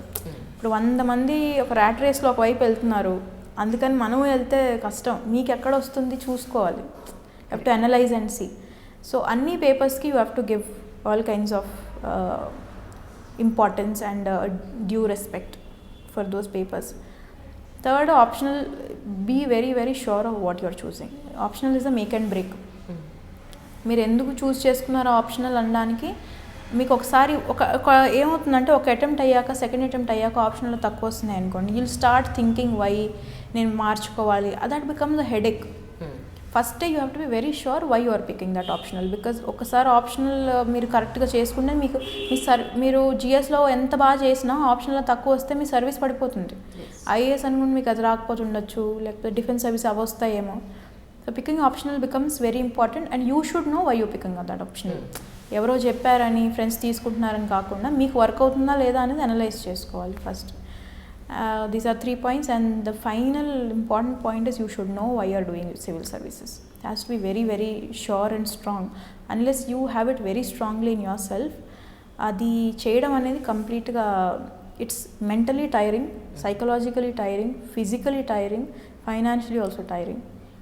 So you will have 100 things why you should not, ante that you will feel like this is becoming too tough. But if you have your why as very strong, avanni manam daatagalam. It becomes very simple. Headache tagipotundi. So these are very very important, and I wish that everyone comes to the service for the sake of service and not for power. చాలా మంది ఇప్పుడు కూడా they keep asking me how do you feel the power అని. It's not about the power. You should not come for it. You should come for the sake of serving the people. You should come for what the service is about. అది కనుక ఉంటే I think మీకు ఎలాంటి posting వచ్చినా you will be able to do well. Power కోసం రావద్దు అనేది something I want to tell. And don'ts అంటే ఫస్ట్ ఈజ్ అందరినీ చూసి భయపడద్దు. భయపడినప్పుడు ఏమవుతుంది, వీళ్ళు సెల్ఫ్ డౌట్ చేసుకుని కాన్ఫిడెన్స్ తగ్గిపోతుంది. కాన్ఫిడెన్స్ తగ్గితే your mind won't work in the most optimal level.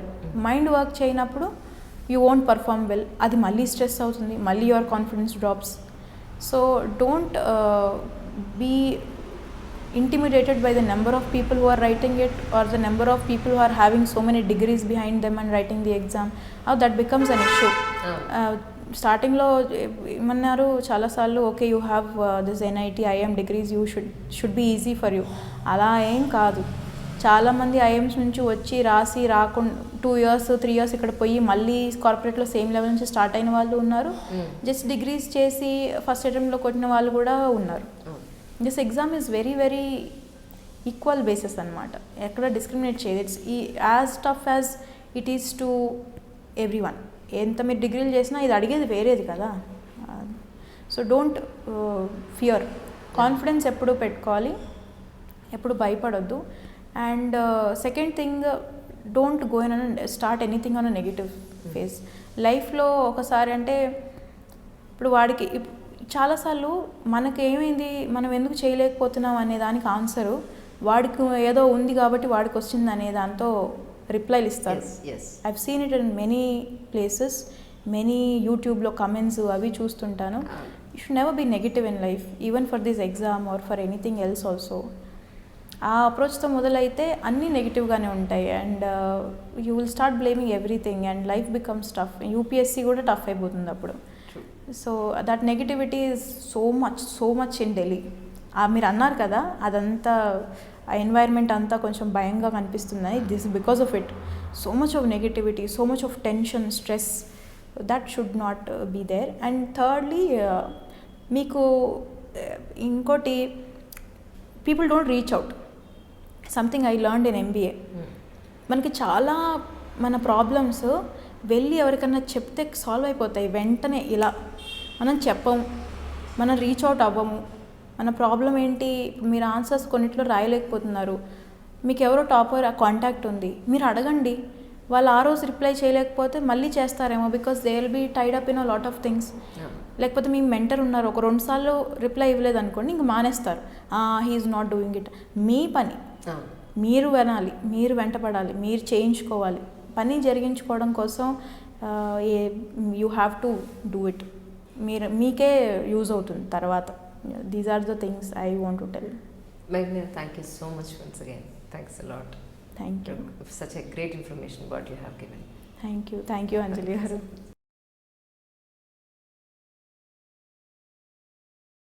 Hi, this is Isha Chavla. This is Manara Chopra. Hi, this is Kartikeya. నేను డైరెక్టర్ తేజ అని. Press the bell icon for more updates. For more such videos, please subscribe to iDream. For more videos, please subscribe to iDreams. For more videos, please subscribe to iDream. And you're watching iDream Media. Please like, share and subscribe to the channel. And don't forget to subscribe to iDream. Please subscribe iDream Media. Do subscribe to iDream. Subscribe to iDream Media. Do subscribe to iDream Media. Don't forget to subscribe. Click on the button below. Don't forget to subscribe to iDream.